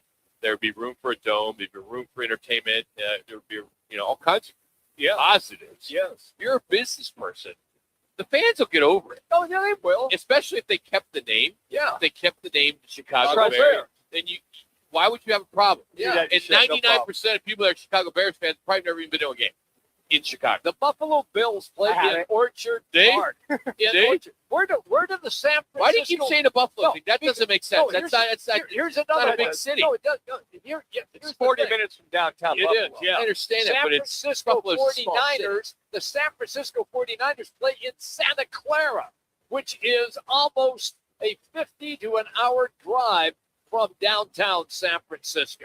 That's why it's not that It's out of not line. a big deal. No, it's Where do not. the New England Patriots play? Foxborough. That's a 45 to 50 But it's minute in New drive. England. Well, Yeah, I that's know. the thing. You're not that changing one states you entirely. can't compare that one. No, They say but, there's less than a 10% chance it actually happens, but never say never, I guess, if he's Chicago Bears. Well, Kevin Warren's going to go with the best deal. Yeah, he is. The McCaskey family will Again. sit down and go, okay, Again. where do we make the most money? He can get out there. He can get in front of this and say that the name doesn't change. It's still the Chicago Bears. Yeah. Nothing changes but the 10 home games with preseason. That's it. It's 10 games a year. I mean, think about it. The Cardinals don't have a training facility out in Glendale where No, their they don't. stadium is. No. Come on. Yeah, and I think the whole entertainment district is kind of the way that everybody's going anyway. Agreed. Developing. It's just fun. It's just fun. I can tell you're Uh, enjoying yourself. I don't know what would be worse. How- or more fun would be something to do with, How ironic with since- Boston. But this, how ironic to have their best season in how many years? that's why And it's this even He's almost 10. it's getting loud. It's getting Yeah. real loud. Hey, this is brought to you by Lerner Row. Interact, need a check, make one call. That's all. 602-977-190. And always at LernerRow.com. All right, on the way, Rock's Fan Bites, the top 10 pop culture stories you didn't know you needed to know. That's next on Rock and Manuch. Jimmy B. Twin Peaks, Tempe. Need to feed a crowd? Let Venencia's bring the flavor to your next event. We know you have a lot of options when feeding a large group. Ordering directly from Venencia's means you get the best service and the absolute best pricing. There's no per person fee. Just tell us how many people you need to feed, and we'll come up with a perfect plan to ensure everyone's well fed and happy. Grad party, office celebration, family reunion. Invite Venencia's to the table. Text catering to 411-24/7. That's catering to 411-247 or Venencias.com. Sun Devil men's basketball is heating up, and now you can build a ticket plan on your terms. With the Sun Devils mini plan, you choose any 6 home games you want, including the biggest Big 12 matchup of the year, Kansas and Arizona. Lock in the rivalries, circle the heavy hitters, or stack your schedule with weekends that work for you. 6 games, your choice, your vibes, your Sun Devils. Grab your mini plan today at sundeviltickets.com. That's sundeviltickets.com. I was in a wreck. I need a check. I was in a wreck. I need a check. I was in a wreck. I need a check. I'm Kevin Rowe from Lerner Rowe, and we've been serving Arizonans for 20 years. Make the best choice after an accident. Call 977-1900. That's 977-1900.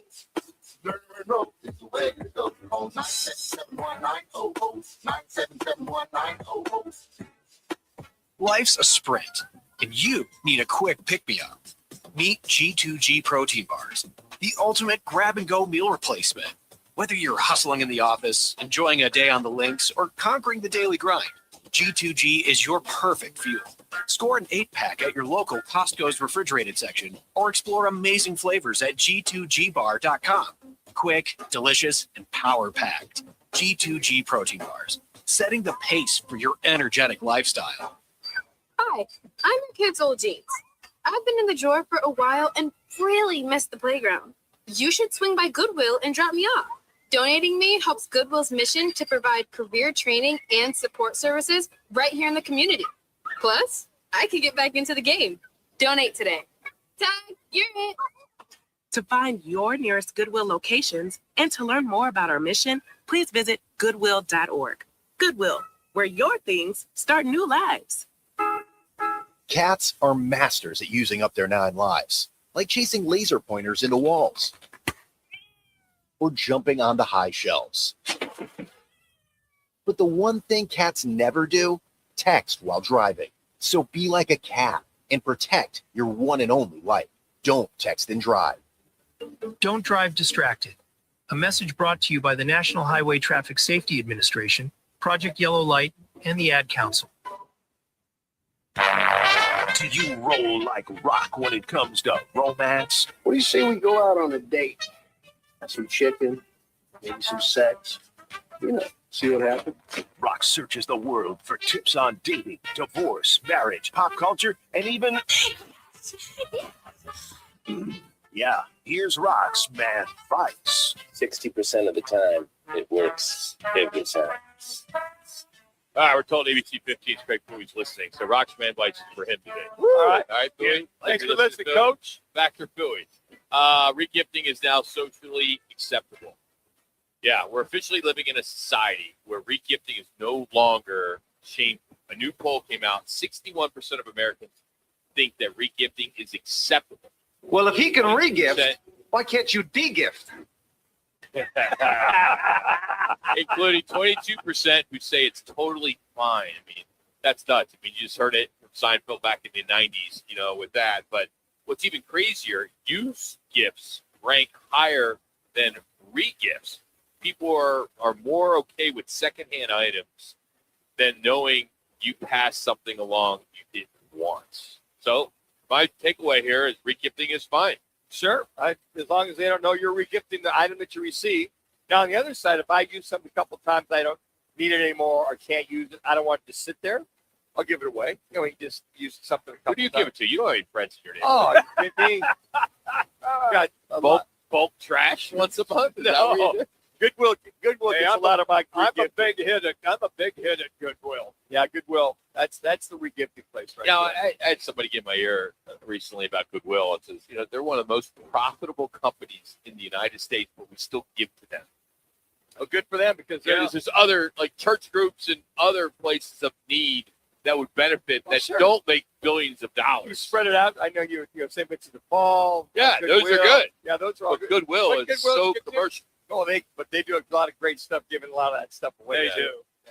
All right, this is the last day to ship gifts without paying through the nose. If you've been procrastinating on shipping gifts, congrats. Today is your last day to get an affordable price, because after today, shipping prices jump, delivery dates get sketchy, and suddenly you're sending screenshots instead of boxes. So UPS, FedEx, the Postal Service are basically all saying the same thing. You can still ship it, but it's going to cost you. So if it's not shipped by tonight, it's officially becomes a January surprise. See, I hope the kids, I put their Christmas cards in the mail today. So I'm hoping by next Wednesday to get those cards, because I think like today's a drop dead date for Christmas cards as well too. All right, this one surprised me. A poll found 34% of Americans save wrapping paper. Do you feel dirty? Do you feel cheap? Really? Now, here's the real part. Only half of those actually reuse it. And it's true. I've saved stuff, but then when it comes to when I need it, I can't find it, so I got to go out and buy more. See, I won't. If I'm wrapping, I don't wrap things anymore. No, we don't either. I just get a bag and put the white tissue paper in it. There. Right? That's all you have to do. I am the Yeah. worst rapper. I am. Oh, I'm I am way no- worse than no, you. no one's worse than me. Oh, I'm 'Cause terrible. I don't like. I'll just fold it up and just put a bow on it. Yeah. I don't care. It's just gonna get ripped apart. I agree. You know, put the box in the middle, and you kind of make sure you fold it over and No. make it I don't know tight. how to do any of that. Mine still looks like I had no clue what I was doing. So even better, people under 30 do this more than seniors. So this isn't just the depression you're having. It's millennials becoming their grandparents. So if you're saving wrapping paper, and you never reuse it. I don't know. Do you save bows? Do you save bows? I will do that. I Yeah. get some really nice bows. I'll Yeah. save those bows and use it on some of my Something gifts else. down All right, the road. staying with this, Google released the top how to wrap searches. Some of these are unbelievable.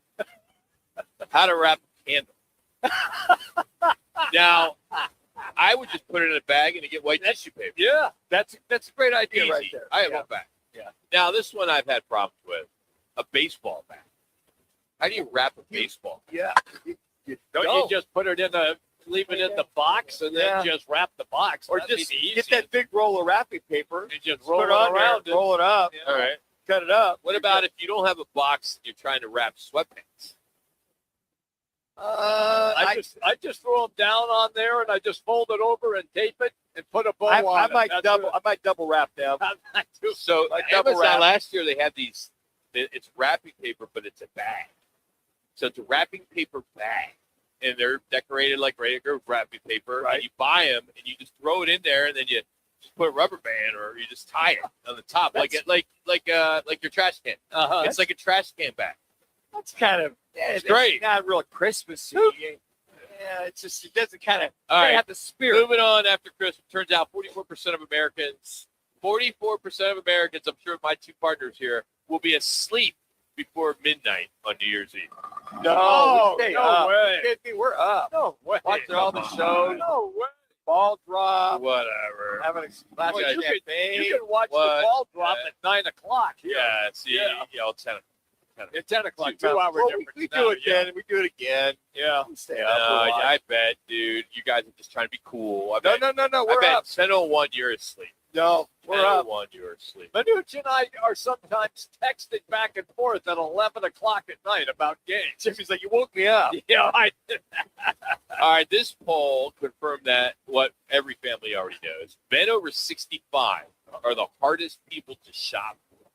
They admit it. They also admit that they're bad at gift givers and they're the worst at wrapping gifts. So they're hard to buy for. They're bad at buying. They're bad at wrapping.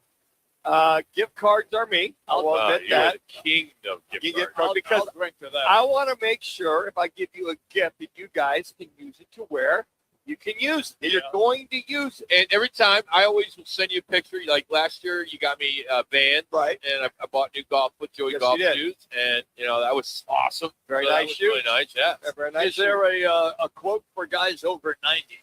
No, you're not on that list. Okay. So, all right, this one is real. Oh, and no ridiculous. This is ridiculous. There's a coder created a way to pay money to make Chat GPT act like it's on drugs. You could buy weed, alcohol, cocaine. Yeah, it's not cheap. You can spend $75 making AI do weed. Now, experts say it's a gimmick, but someone definitely bought it anyway. I can just see you.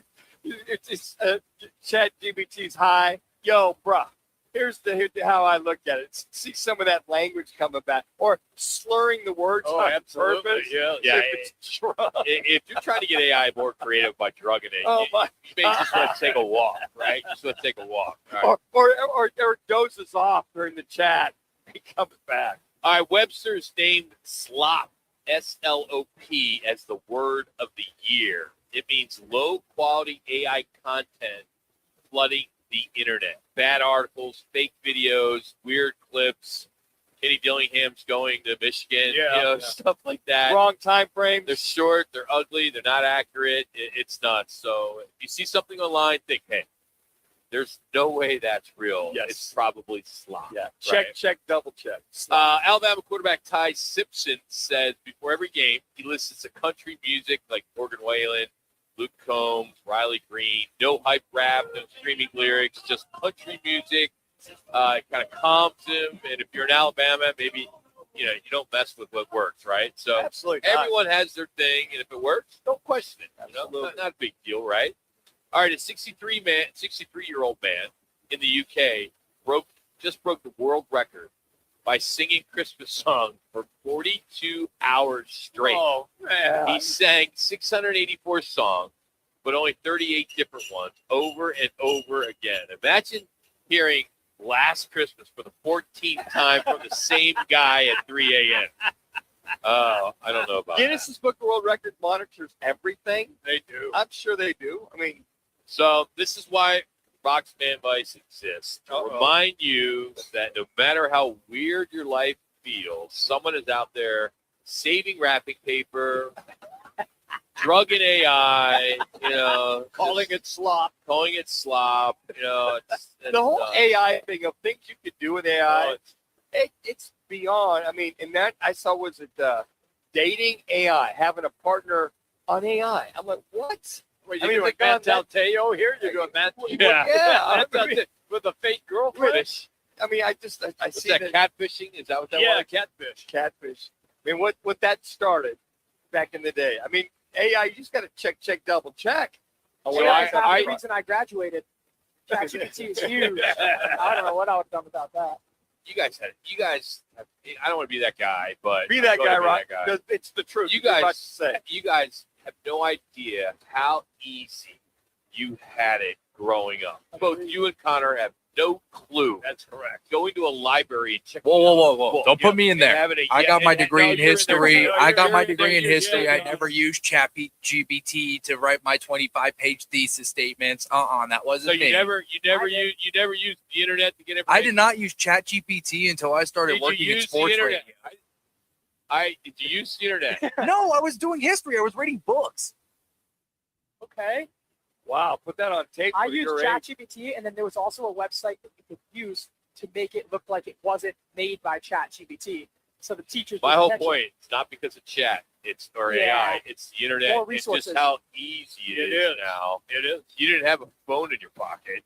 You had to go to a phone booth. Yep. You had to have a phone in your, like a dial on your phone, in my fraternity, my fraternity house. I mean, we had one phone. Yeah. You'd wait to get on the phone if you wanted to call home and get some money from mom and dad. Lads, have you ever had a library phone? Yeah, for sure. Did you ever check out a book? Probably a long time ago, yeah. When you're like 3? Yeah, but not in college, not in high school. I mean, not to you, but how about toward a paper or toward studying? We're going to let you be in the library till midnight till they kick you Good out. old laptop for all that information. You got to get the, oh my God. You're, Rock, you nailed it. They have no idea. No, do you know how to write cursive? Yeah, I still remember. I learned that in like fourth grade. I still remember. I think there's some letters where I'd be like, how do I write that letter? But I can get the gist of it now. You have a checkbook? Yeah. I don't use it. I don't use checkbook. I don't have that anymore. Venmo and Zelle, that's the way. And this portion of the show is brought to you by Backyard Desert Ridge. Santa Claus will be there this weekend, so you head to Backyard Desert Ridge if you want to take your family to see Santa. He'll be at Backyard Desert Ridge on Saturday afternoon. All right, coming up, the voice of the Oregon Ducks, Jerry Allen, as Oregon's hosting James Madison the first round of the college football playoff. How does Coach Dan Lanning ensure the team avoids a sleepwalk performance? We'll get into that right after Connor delivers us an ESPN Sports Center update.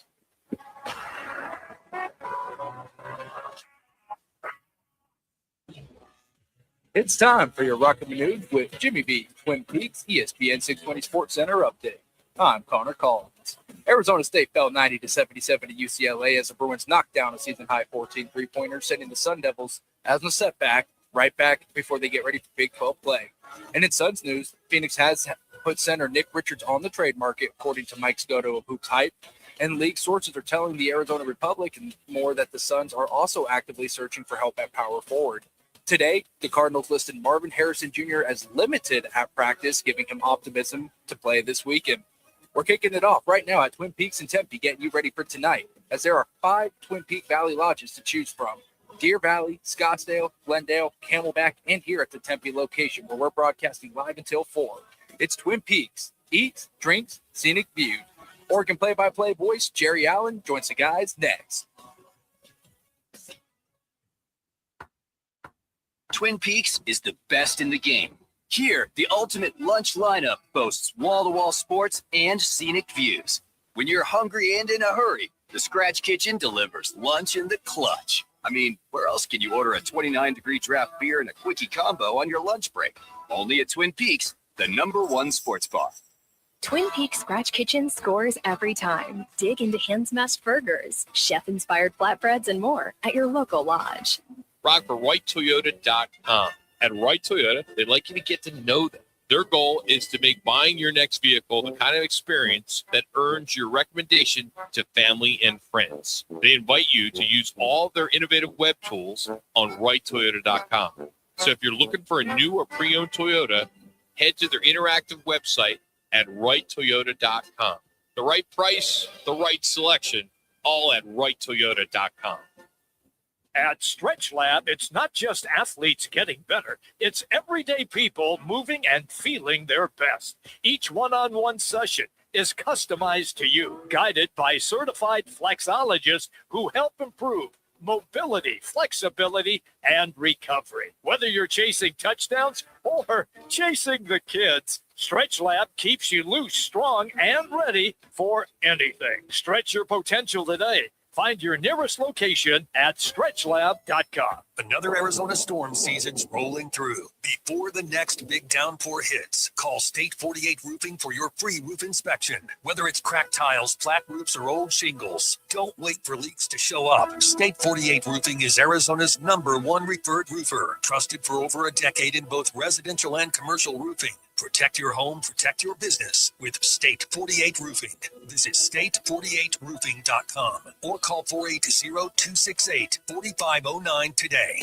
Mondays belong to Roc and Manuch with Jimmy B. Live from Biggs America Bar and Grill in Peoria. The guys broadcast every Monday from 1 till 4, right in P83, across from the Peoria Sports Complex at 83rd Avenue in Bell. Then stick around as they host that night's football game. Food, drinks, prizes, and a shot at cash. That's right. Each week, 20 fans get a chance to roll the dough for $10,000. $10,000 Mondays. Biggs Roc and Manuch with Jimmy B. Be there. Pima JTED doesn't just work for students, it works for all of Arizona. Hands-on training, real-world skills, high school students become job-ready, and Arizona businesses get the talent they need to thrive. Without a skilled workforce, Arizona can't grow. But with Pima JTED graduates, our entire economy prospers. Join the businesses already investing in Arizona's future. Learn more at PimaJTED.org. That's PimaJTED.org. This message is sponsored by Potoff Private Philanthropy.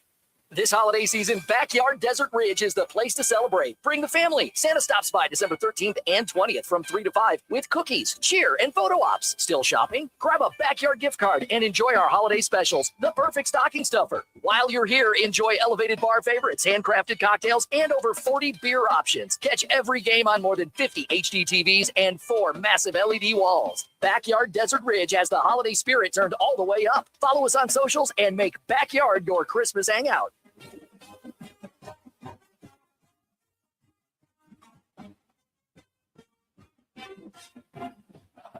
Third down and 9. Moore fires down the seam, and it's caught on the run by Malik Benson. And Benson is going to score. Touchdown, Ducks. All right, let's head to Eugene. The Oregon Ducks are hosting James Madison, the first round of the college football playoff, the first home game there for Austin Stadium, and nobody better to talk about than the man who's seen it all, close to 40 years, just got in his 38th season as the voice of the Ducks, Jerry Allen. Jerry, appreciate your time. Roc and Manuch with Jimmy B. How you doing, buddy? What's going on? Roc Manuch, I am doing great. I mean, we got a big old playoff game coming up in a couple of days. Doesn't get any better than that right now. So what is the buzz right now? You got JMU. It's a tough place for JMU to get to. Obviously, it's all the way across the East Coast. But what is the buzz from Duck Nation right now?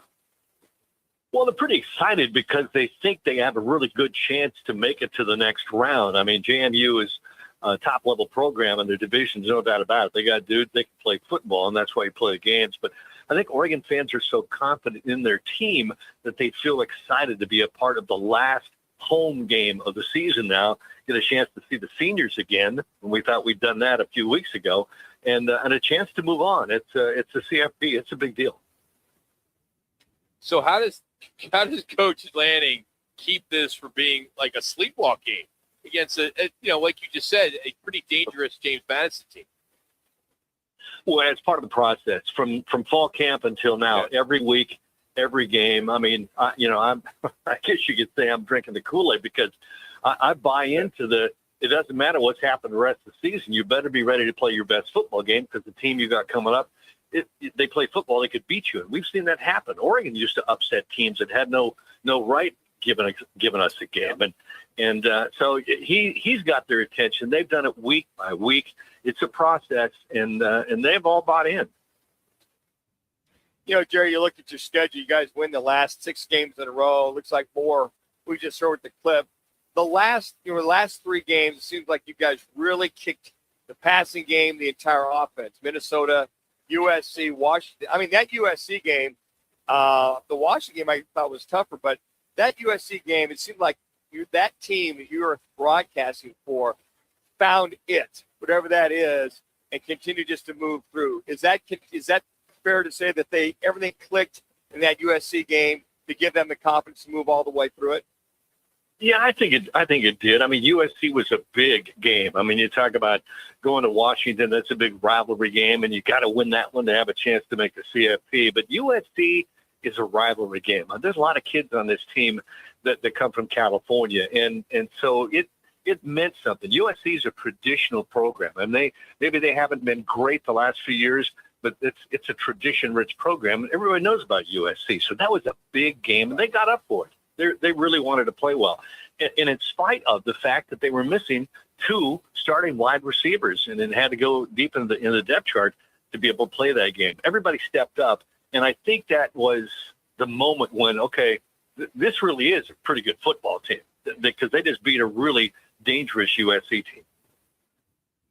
Where have you seen Dante Moore grow the most with this team? I mean, he's taking care of the ball all intents and purposes, 24 touchdowns, 6 interceptions, not gaudy numbers, but that might be a benefactor for him in this team. But where have you seen him grow the most this year?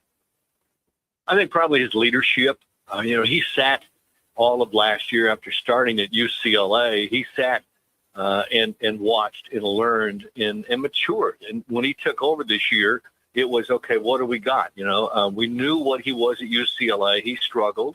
Didn't have a great team around him, but what will he be? And when the season started, he was pretty efficient. He was good in control, but he's got more confidence. I think he's more confident now. He realizes that he can believe in himself.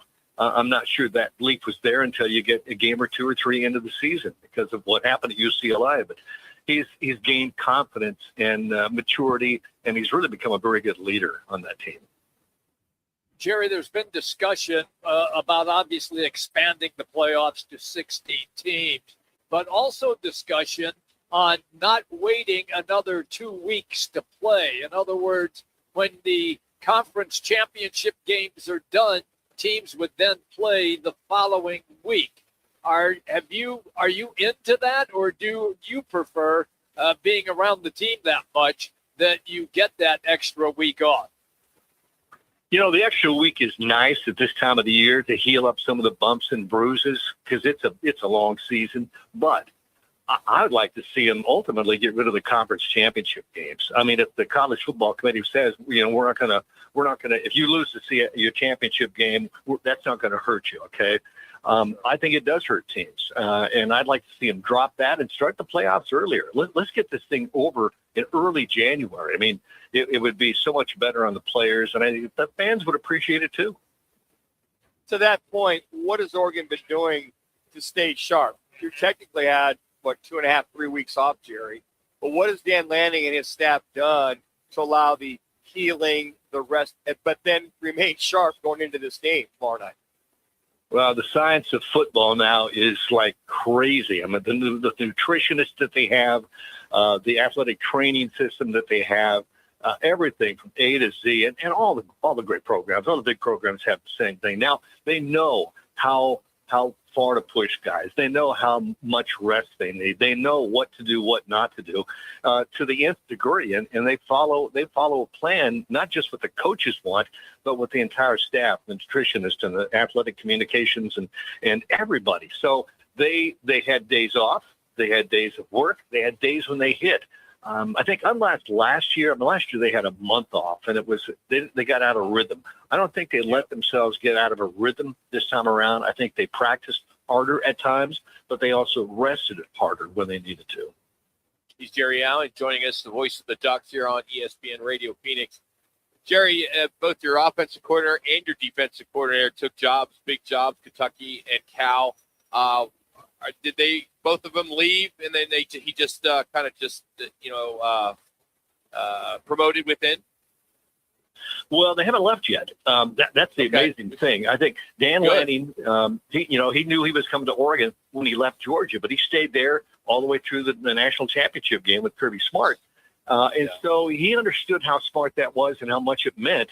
And so when he hires staff, he hires guys that are good people that he trusts and become very good friends. And I think when you can have a guy who's a coordinator or anybody on your staff move up a level to a head coaching job in this instance, you got to say, okay, that's a terrific move by you. You were a great hire by me. This legitimizes that I had a great guy in my staff.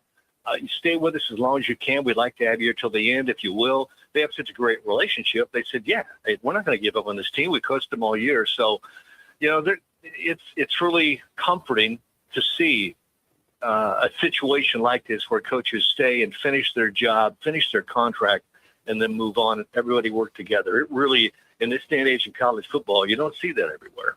That's right. What is the latest rumor mill tell you about a certain quarterback for the Oregon Ducks? Is he staying, or is he going, or is there I'm just kind of curious what the thought process might be right now in Eugene. Everybody here is hoping he'll stay. I mean, there's no doubt about that. We talk about it amongst ourselves, our broadcast team, and the guys we work with, and it's all like, well, he's got to stay, doesn't he? He's got to stay. He needs another year. He needs another year. But he is a very quiet young man. He doesn't, he's not very flamboyant.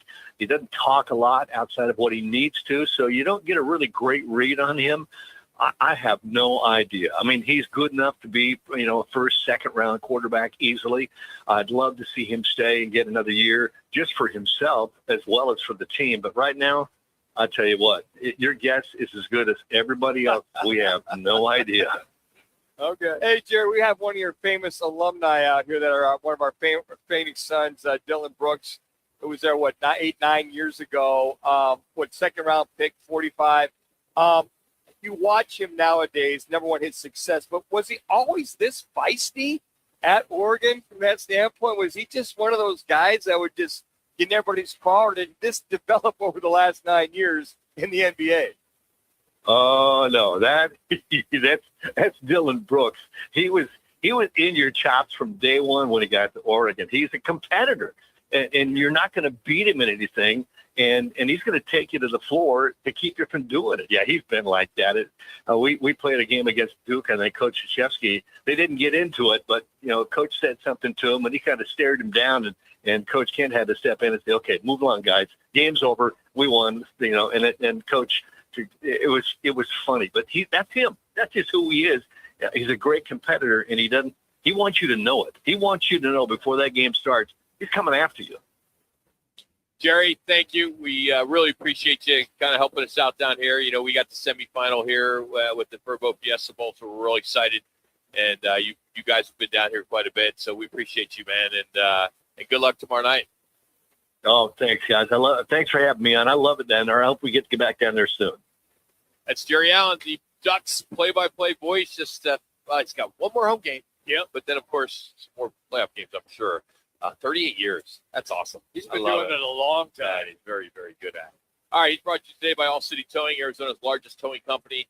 They're hiring drivers, dispatchers, customer service pros. They got great pay, benefits, monthly fuel allowance. You can apply today at allcitytowing.com. All City Towing, where your future is always moving forward. All right, it's time to take on one of the gorgeous Twin Peaks girls. here at the Tempe location. Got a gift card on the line.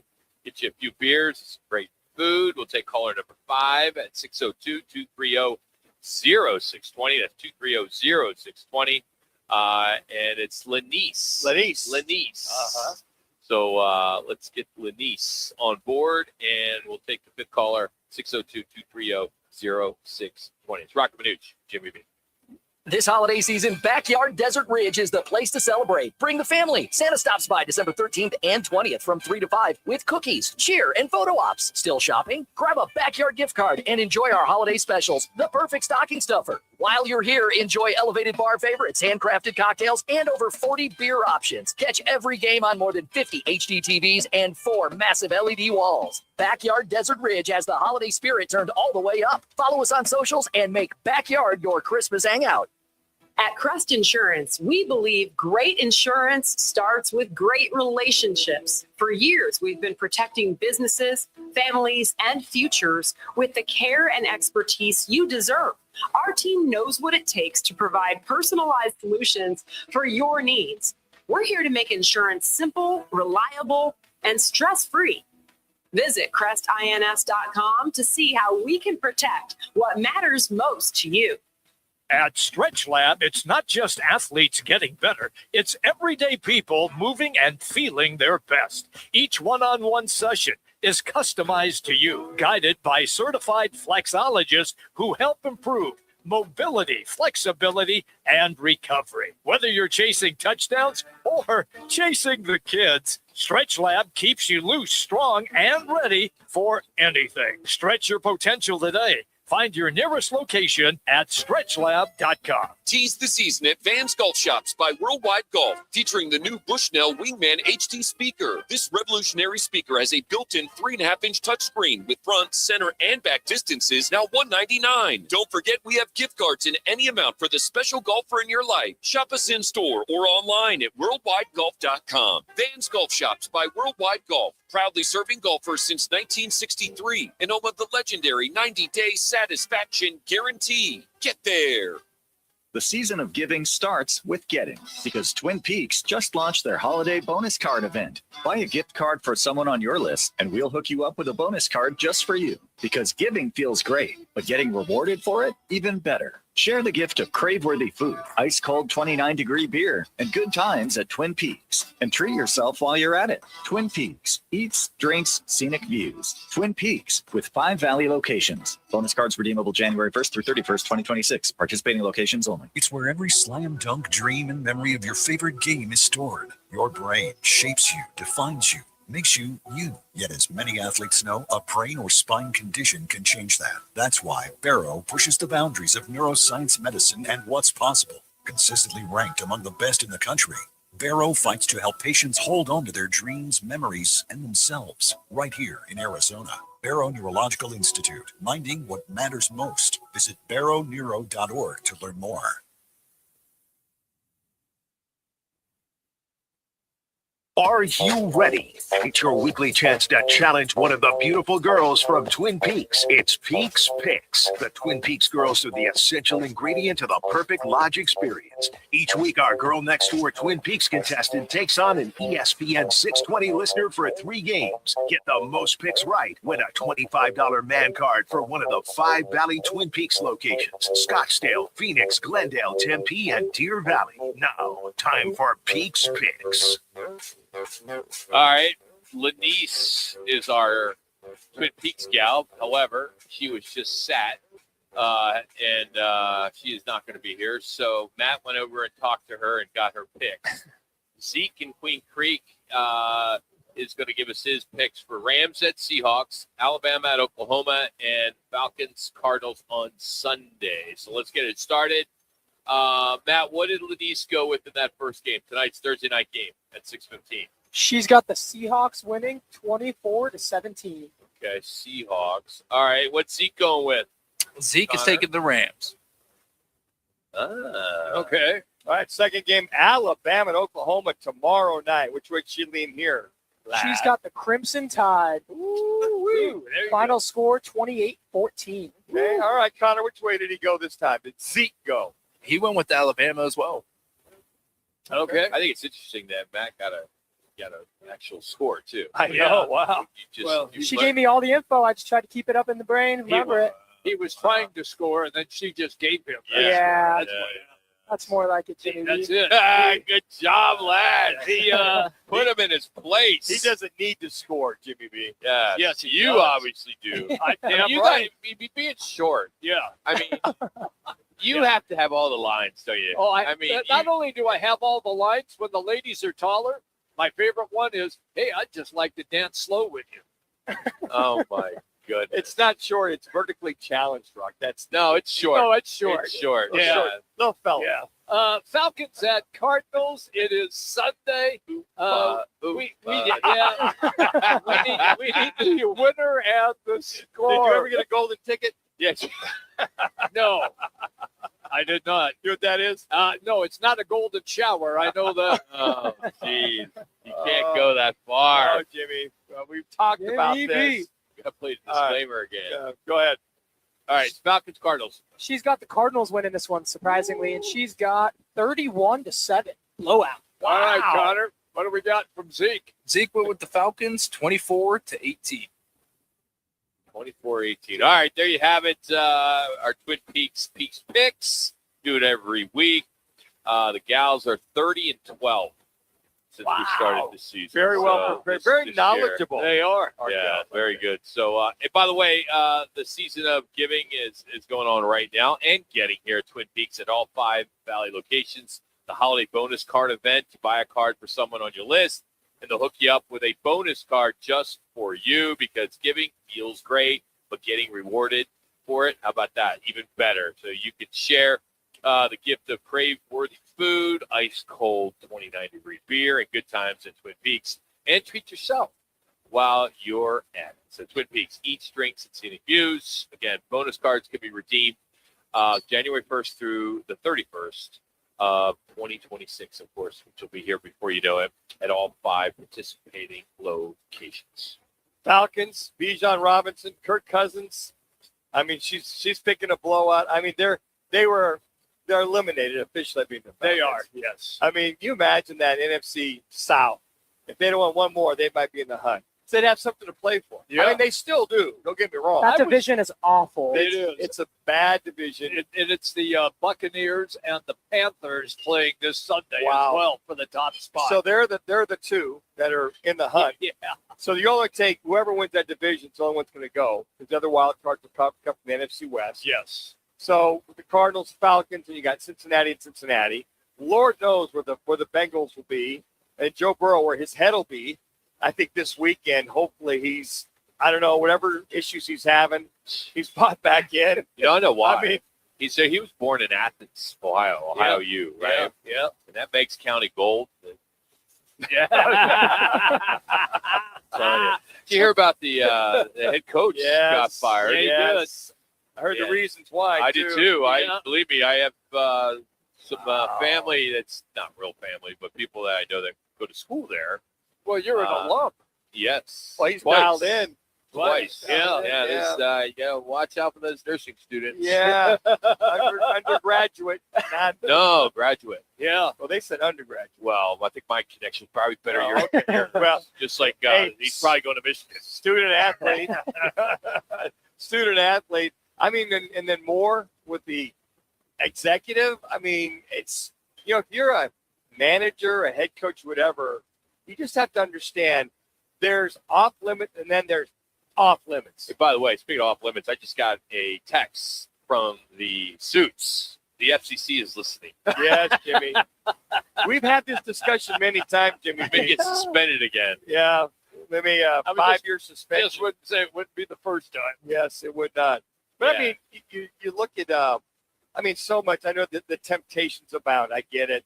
But for Brian Smith, what he's done in Ohio, to turn that thing around. What do you mean? He's been every week a year. He hasn't turned anything around. Well, what he It was did, the coach before him that did all the work. he to did, turn but it I mean, around. but he continued that this year. They still had a hell of a year. Yeah, they just They by the way, they didn't have a congrats, good year. They didn't win. They didn't win the MAC. So congrats to Parker Navarro to be up for the Davey O'Brien, the Maxwell, and he was also up for the National Football Foundation College Football Hall of Fame player of the year as well too. Something about Athens, man. You get Joe Burrow. I mean, you think about it. You have Frank Solich.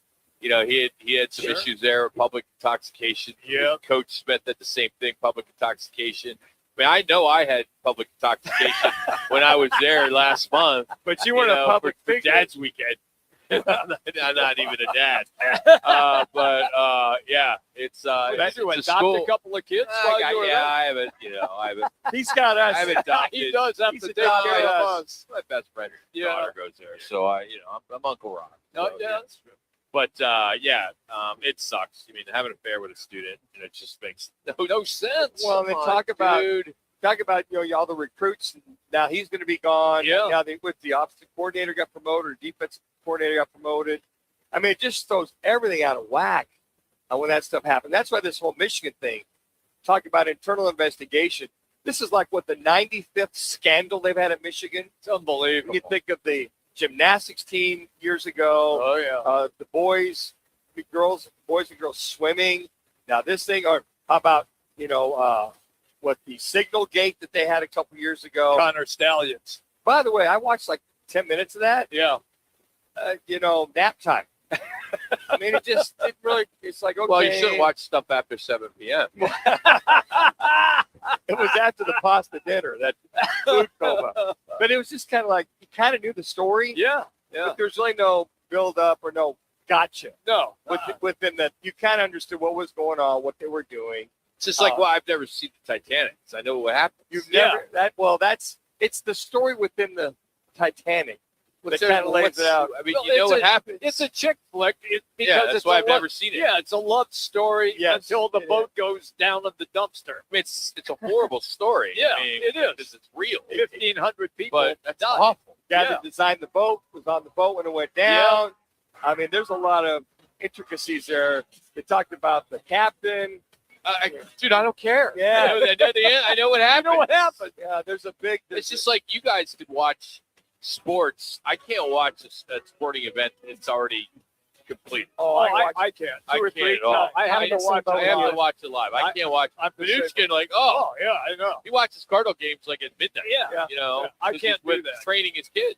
Yeah. So. No, I watch it again Monday night.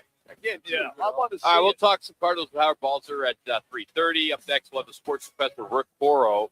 Biggest story in the sports business world right now is the Indiana Bears. And Rick has been very influential when it comes to stadiums and funding and how this all goes down. So we'll talk to him about this in length. That's all coming up as we get into hour number 3. Twin Peaks in Tempe. It's Roc and Manuch with Jimmy B, ESPN Radio Phoenix. $5,000. That's the average amount of money people in the U.S. are now spending on gas in a year. $5,000. That's crazy. If you drive, you have to download Upside, the free app that gives you cash back every time you get gas. That's right. You can earn real cash back with Upside just by buying the gas you're already buying. You can literally start earning cash back today. I use Upside every time I fill up, and I've already made around $300. You're putting gas in your car anyway. Why not get real cash back? If you like free money, download Upside. I'm saving the cash I earn from using Upside to help pay for a vacation later this year. Download the free Upside app now to earn cash back every time you buy gas. Use promo code POWER to get an extra 25 cents per gallon on your first tank. You can cash out anytime right to your bank, PayPal, or a gift card for Amazon and other brands. Just download the free Upside app and use promo code POWER for a 25 cents per gallon bonus on your first tank. That's code POWER for a 25 cents per gallon bonus. So you need last-minute gifts. No judgment. Get an extra 25% off during Kohl's Friends and Family Sale and find great gifts under $20. Like something cozy, something thoughtful, something that says you planned this all along. Yep, you're just one quick trip away from checking off the last gifts on your list. Save now at Kohl's and Kohl's.com. Select styles. Offer ends December 24th. Some exclusions apply. See store or Kohl's.com for details. Oh, how's that flu, babe? Did you take Dayquil Intense Flu yet? Nah, I got this. Ugh, okay, I don't got this. You stay on the couch, and I'll grab the Dayquil.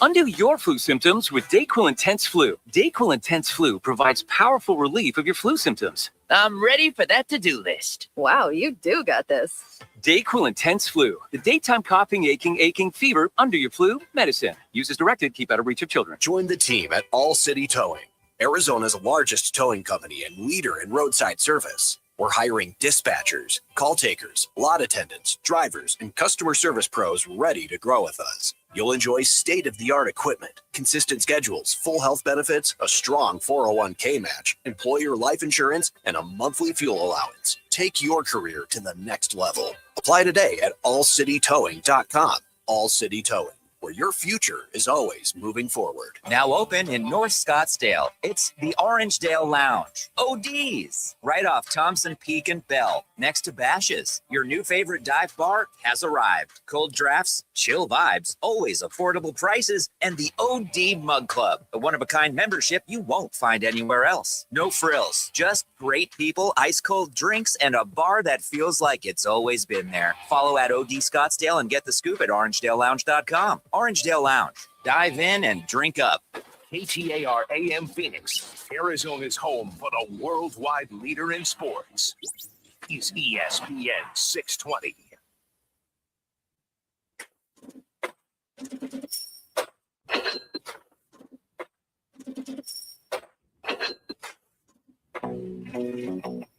Time to talk about the business side of sports. Leading expert in the business of sports, author of the new bestseller, The Sport Business Handbook, host of Power of Sports, and architect of over 100 deals worth billions in sports, the sports professor Rick Horrow joins Roc and Manuch with Jimmy B on ESPN 620.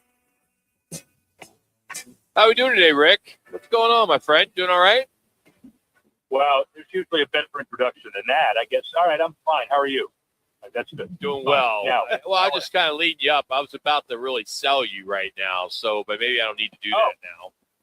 But No, that's okay. you I mean, all right, forget. well, Forget I even said it. you're a Harvard. What do you want? You're a Harvard guy. I'm a Penn guy. I found my Penn ID last week too. So I'm going to prove it. Put it on social that I actually went to Penn. Is that Bic or Flair? Oh, not the writing instrument, the university. I got it. I understand. I just didn't know what you meant. So you know Mr. Warren. You know Mr. Warren for the Chicago Bears. He's a Penn guy and also ASU and Grand Canyon University. But you have a lot of experience. You have a lot of experience with stadium deals, and the Bears potentially moving to Indiana. We're having a field day with it today because the Bear fans are just losing their minds. But is there a possibility that you could see this happen? Because Warren's a smart guy and he sees there's a lot of economical revenue opportunities that could be really, really good for his boss, right? I mean, his job is to make money. So do you see this happening possibly? Do I see it happening? Probably not, but you got to do everything you can before you make a decision like this. And Kevin, I was lucky enough to work with him on US Bank Stadium in Minnesota, and he's brilliant. And I'll understand if you say I'm not doing it for leverage, then you're maybe doing it for leverage. But you got to exhaust all opportunities. I remember when we were doing the Kansas racetrack, and it's now an interesting template for the Royals and the Chiefs. And we went back and forth from Jefferson City, Missouri, to Topeka, Kansas, and saying, we need this amount from the state, this amount from the state, this amount from it. And leverage is not a problem because it also brings with it economic impact. And, Gary, Indiana, East Chicago, all of those cities up there, in addition to the south side of Chicago. But everybody knows that Cook County has capacity. This may be a way to loosen the purse strings there. But, he knows what he's doing, and I know him well. And we thought a few times Soldier Field was done. Arlington Heights was done. This is a very long book, and it's yet another chapter that started.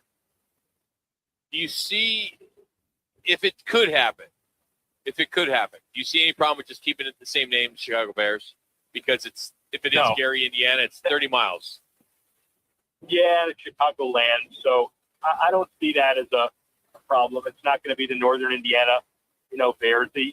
Maybe the biggest issue from a financing perspective is, the state of Indiana already funds the economics of a football team in Indianapolis. So is there enough capacity for two? Well, it's tax money, and it's money generated by, and it's the northern part of the state. So, is it feasible? Is it possible? Yes. But again, there are a number of alternatives. He's just opening the book for some more.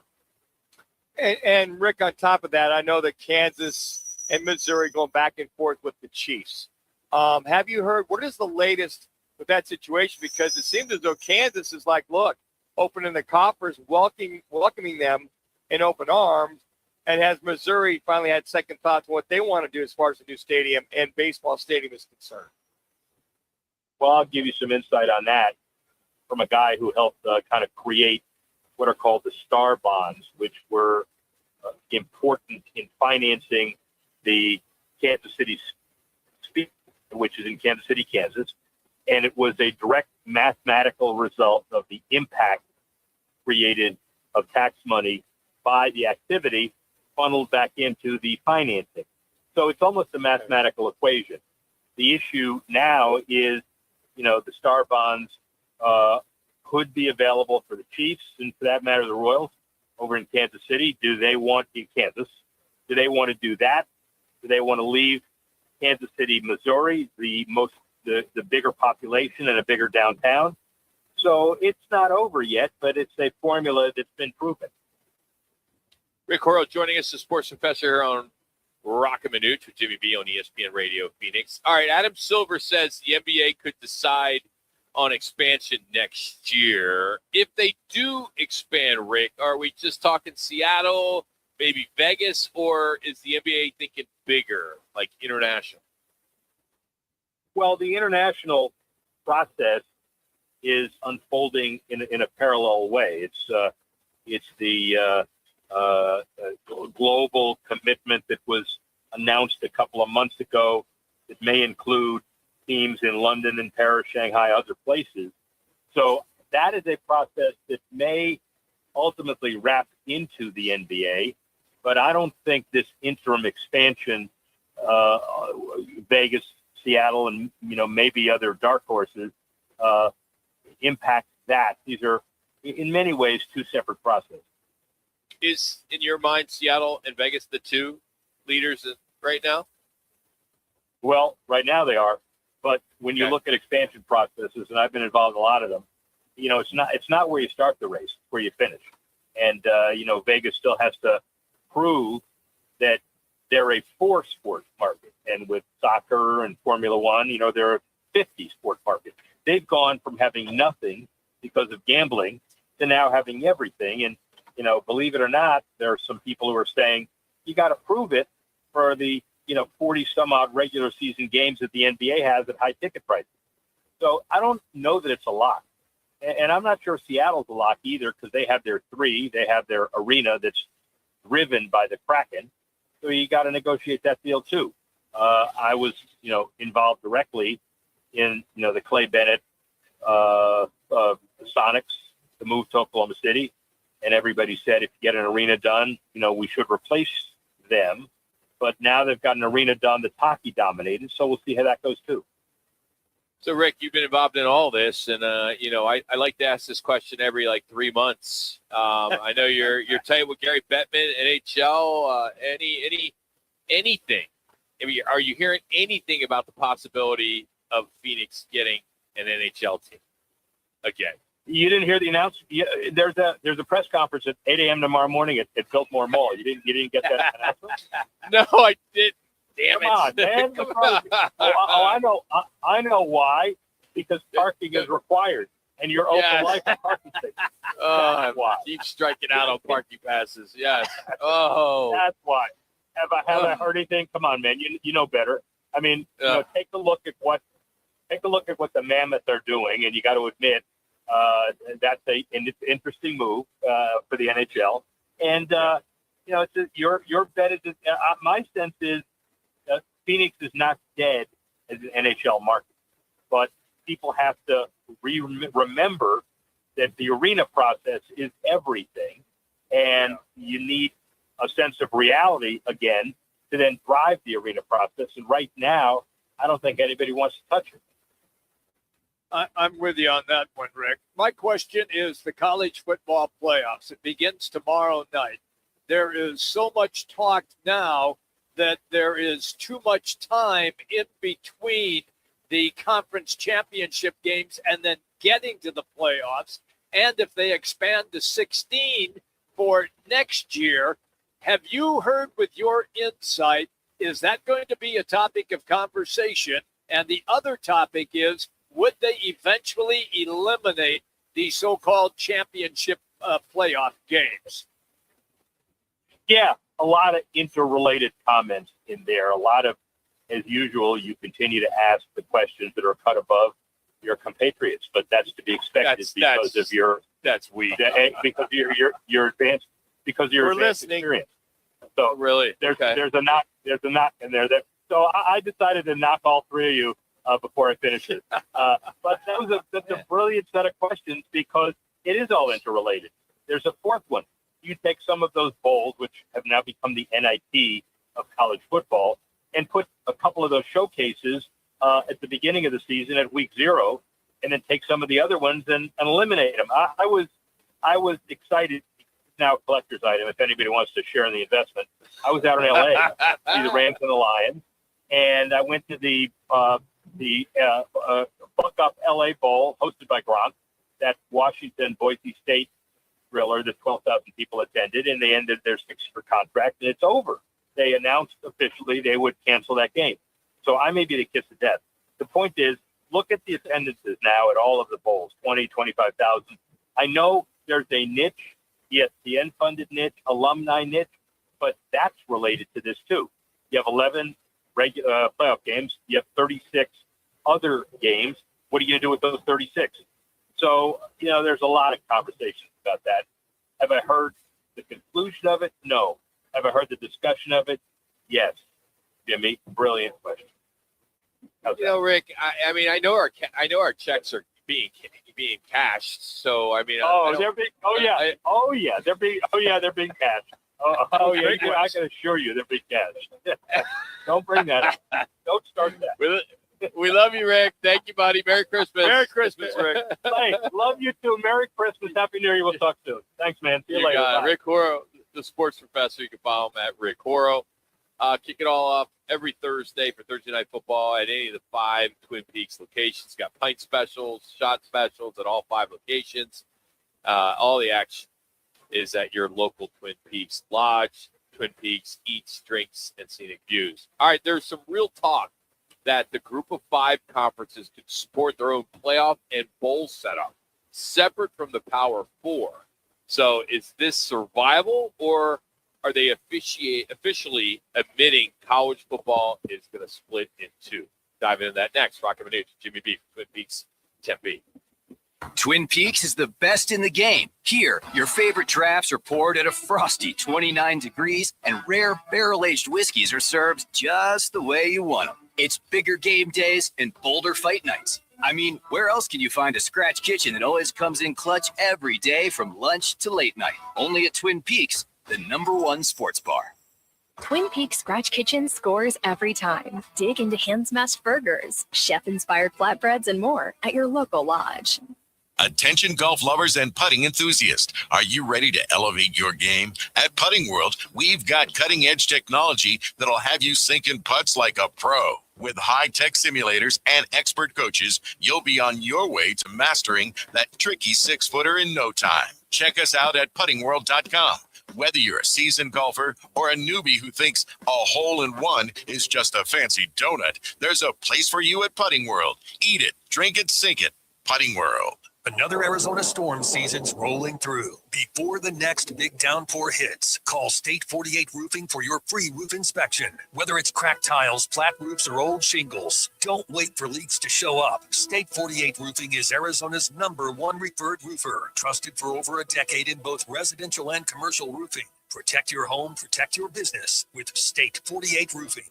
Visit state48roofing.com or call 480-268-4509 today. The biggest game of the year is coming, And at Backyard Desert Ridge, it always sells out. Lock in the best seat in the house now. Reserve your table today and pick the perfect spot. Right in front of the massive LED wall or surrounded by more than 50 high-def TVs. Great food, ice-cold drinks, and wall-to-wall action so you don't miss a single play. Every year fills up fast, and once it's gone, it's gone. Don't wait. Swing by Backyard Desert Ridge and secure your big game seat today. Arizona children enter the foster system every day. If you're a parent, a coach, a teacher, or just someone who cares about young people, then you may be in a position to help. Becoming a foster parent not only creates a positive ripple effect in a child's life, it can improve our entire community. That's the foster effect. To learn more, go to azdcs.gov/foster effect. This message is brought to you by the Arizona Department of Child Safety. The best words to hear at the TSA security checkpoint? You're good to go. All it takes is a little preparation. Get to the airport early, bring a carry-on bag that fits in the overhead, and have an acceptable ID. Not all state-issued IDs will cut it. Check out tsa.gov/ID and see which TSA acceptable IDs make the grade, like a real ID or passport. Before you jet, do a little prep, and you're good to go. Check out tsa.gov/ID or the MyTSA app.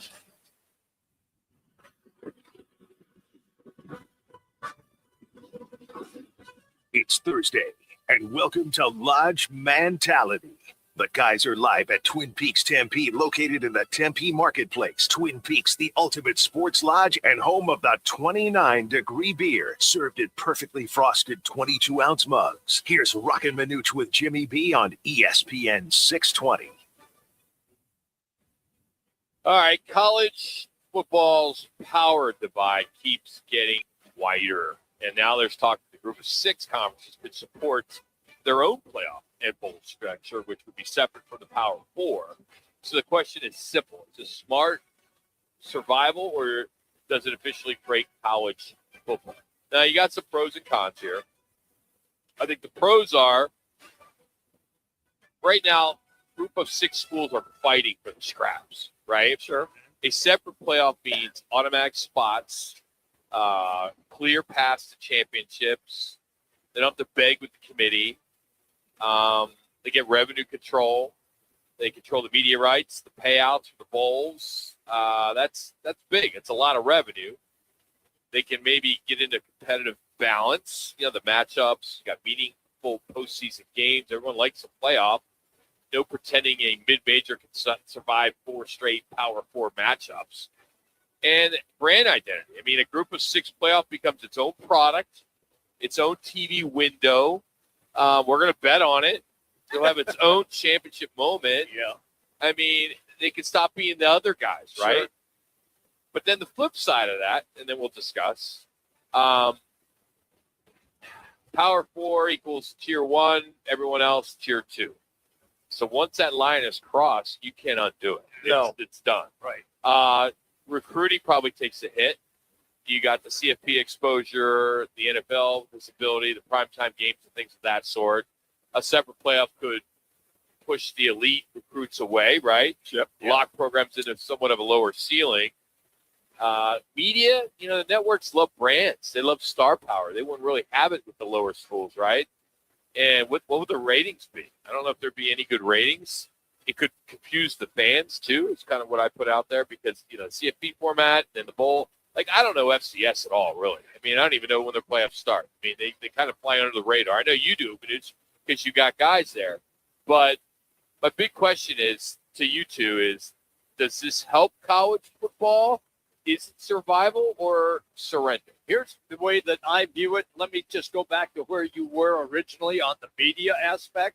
You're probably going to get relegated to the CW network because the good point. Because the second other tier tier, because the other networks are going to be dialed in to the college football playoffs. And are your games going to be matched up against those games as well? So your viewing aspect of it will be minimal. Well, you got ESPN that has all the way to the Ocho, right? Right. I mean, they got plenty of places to put games. They lost the Big Ten. They did. So I don't know if I agree with that. I could see maybe CW is starting to make some waves. They're a lot better today than they were 2 years ago. Pac-12, they'll expand that with the Pac-12. I look at it as if they do that, it's a faux championship. It's like the 1A championship and the 1B. Kind of similar here in Arizona where they have the Open Championship. And then if you don't make the Open, you go down to the 6A and you play for that championship, 5A, whatever.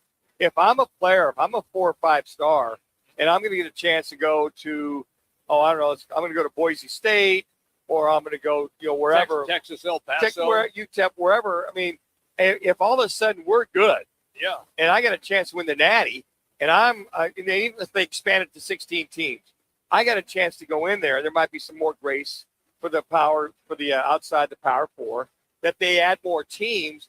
For me as a player, I want to go play with the best of the best. I know that, hey, we got a pretty good team we're building, and if we sneak in the back door to number 12 ranked James Madison, Tulane, whoever, now I've got a chance to win it all. And you never know. I mean, Rocky said, hey, you're probably not going to win it.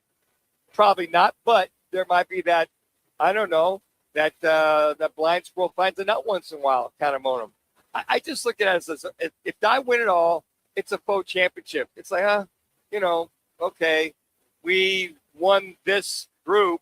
Now, if you could take that winner and play the winner of the playoff, so you're doing American against the national, there you go. Like baseball. Yeah, I mean, I'm looking at it. Okay, NFC, AFC championship. Yeah. Now you play the Super Bowl. Power 5 championship versus the regular championship. Would you have time to have one more game? Then you bring them together. I'd be all for that if you could make that work. Yeah, I don't know why we would want to not want a championship or playoff for these kids. Well, I just sit there, Rock, that they're playing for a whole nother. They're not really playing for the Natty. They're playing for the foe, the best of the Power 5. Okay, well, we're the best. We got nowhere to go. We got a trophy. But hey, really I think we could James Madison has a shot in hell to take down Oregon. You in never Oregon? know. Yeah, you don't know. Never know. All right. Probably not. It could be a 35 to 7 game. Yes, okay? it could He be. get killed. Now, but it Same also with could Tulane. be 35 to 21 as well. Look, Here's look, what's going to happen. I'm Just like with the Big Ten and the MAC when they play. Yeah. It'll be close in the first half. Yes. And then the second half, they wear down. They wear them down. Except if you're Northern Illinois and you win at Notre Dame. Sorry, in Appalachian State and Michigan. In Okay, Michigan, but they yes. happen. I agree. They never happen. I agree. I agree with that. But don't you know, if you Power 5 create their own championship, and that, let's say Tulane wins the whole thing, and let's say Bama wins the whole thing on the other side, don't you think Tulane would like to? All right, well, Bama? let's do this. If they're going to move everything up like they're trying to do, why can't that playoff start a little earlier? Whoever wins that gets that one slot. I'm for it. One versus 12 or whatever it is. If- that 12 could be from Okay. that championship. And if it gives that group of 5 the chance to get in and win it all, I'd be for that. Because they can't compete financially. No, they no, can't. they can't. No, we They never will. understand that. But my point is, if they expand to 16, and I like the idea, the concept of this is pretty good. But if they move to 16, the SEC is going to say, you got to guarantee us 6 teams in. And the Big Ten's going to say, you got to guarantee us 6 teams in. And the ACC and the Big 12 get 4 teams. Oh, wait a minute. That's 16.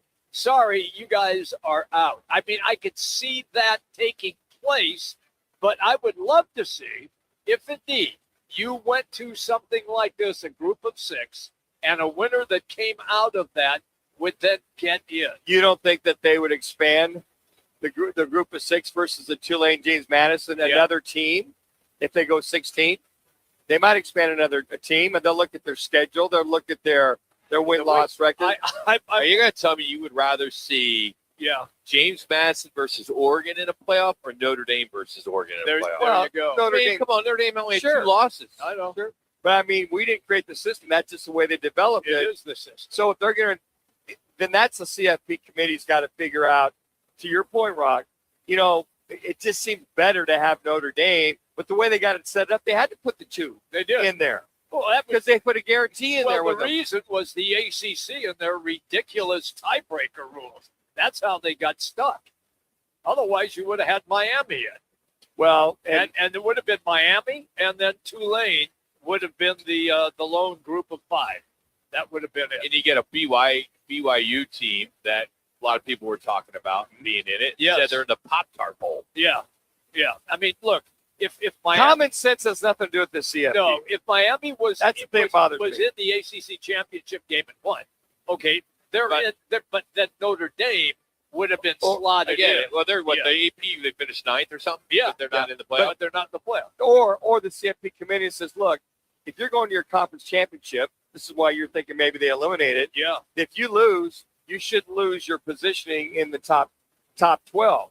If they bring that out, because if they do, if you're going to see a team get hammered, like Alabama or BYU, Yeah. all of a sudden they're non-existent, then it's like, well, wait a second. We've been number 8 the entire year, and we got beat 25-14. We're in the conference championship. Yep. So isn't there any merit for that? Yeah. So it's I don't know. All I know is, the system may be broke, but we talk about it 12 months out of the yes, year. we do. 7 days a week. It's awesome. I mean, we didn't like the AP and the UPI for so many years, and then the BCS, and come on, we're filling up stadiums. I mean, okay, Rick was talking about 25,000 people at a bowl game. All right, 25,000 people at the Potato Bowl. It's not bad in the winter. I mean, it's great for the economy. It's great for the teams. community. It's great for the teams. Yeah. I mean, our Rape Bowl, which is going to be here on, just in a week or so, it's going to be great. I mean, the teams are going to travel, Friday. and it's going to be it'll be a full house. It'll be fun, and these games are always high scoring. It's in a great venue. Yep. And now we announced today for the Verbo Fiesta Bowl, Dirks Bentley's going to play before. So the Fan Fest there. Now, granted, it's a semi. It's always going to do well, but and you're coming to Phoenix, Arizona. yeah, and it's And 75 like this. degrees. Yeah. And in Minnesota, it's minus 10. I know. And New Mexico, I don't know, Albuquerque, what their weather is. I think the bigger problem is the players and the coaches being able to leave before the bowl season. I agree with I that. mean, A lot of it. I hate Yes. the fact that we can't see these quarterbacks play. Yeah. I mean, now you hear some that are so bad. Is the Missouri kid really hurt, or he's just not going to play? Yeah. I mean, there's different stories out there. I remember when who was the QB at UCLA that went to the Cardinals drafted? And they played K-State. He sat out. Josh Rosen, thank you. Josh Rosen sat out. He was totally cleared to play. Yeah. But they tried to say, well, cautious. Well, he was sitting out because he knew he'd be drafted. Correct. I mean, you hate to see that. I mean, K-State played. I wanted to see Josh Rosen, as that did a lot of Bruin fans. Oh, I remember that. A lot of K-State fans. We wanted They to were see here. Josh. Yeah, they were they here. were, yeah. At the practice bowl. Yeah. Or Inside Bowl. Inside Bowl. I'll get it. Same bowl. Changes. It's a Rape Bowl. The Let's Rape get it Bowl, right. Come on. Well, then it was the Inside Bowl.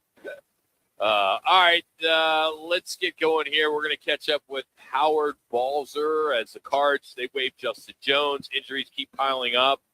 And we ask what this all means for the future of the Arizona Cardinals. But here's Connor with another Twin Peaks ESPN 620 Sports Center update.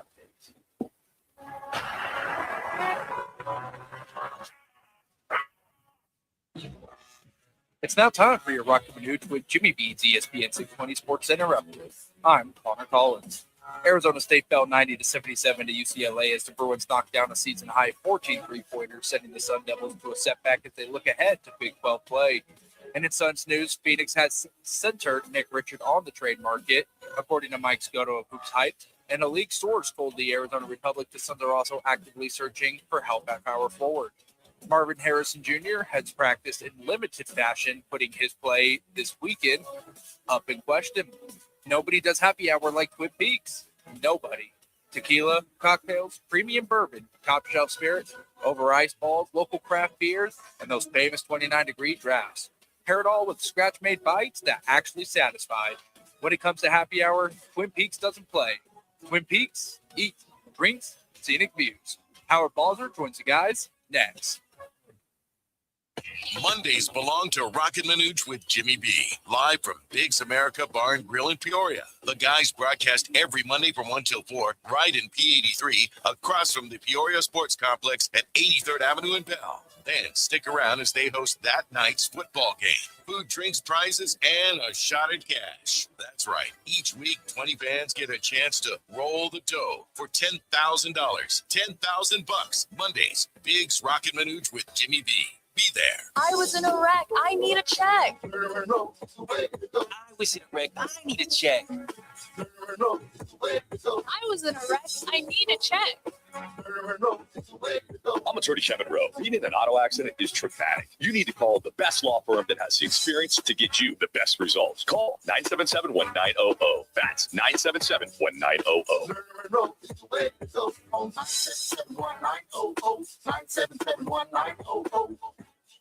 At Stretch Lab, it's not just athletes getting better. It's everyday people moving and feeling their best. Each one-on-one session is customized to you, guided by certified flexologists who help improve mobility, flexibility, and recovery. Whether you're chasing touchdowns or chasing the kids, Stretch Lab keeps you loose, strong, and ready for anything. Stretch your potential today. Find your nearest location at stretchlab.com. Arizona's headquarters for Toyotas is Wright Toyota. Hey, Rock, for my friends at Wright Toyota in Scottsdale.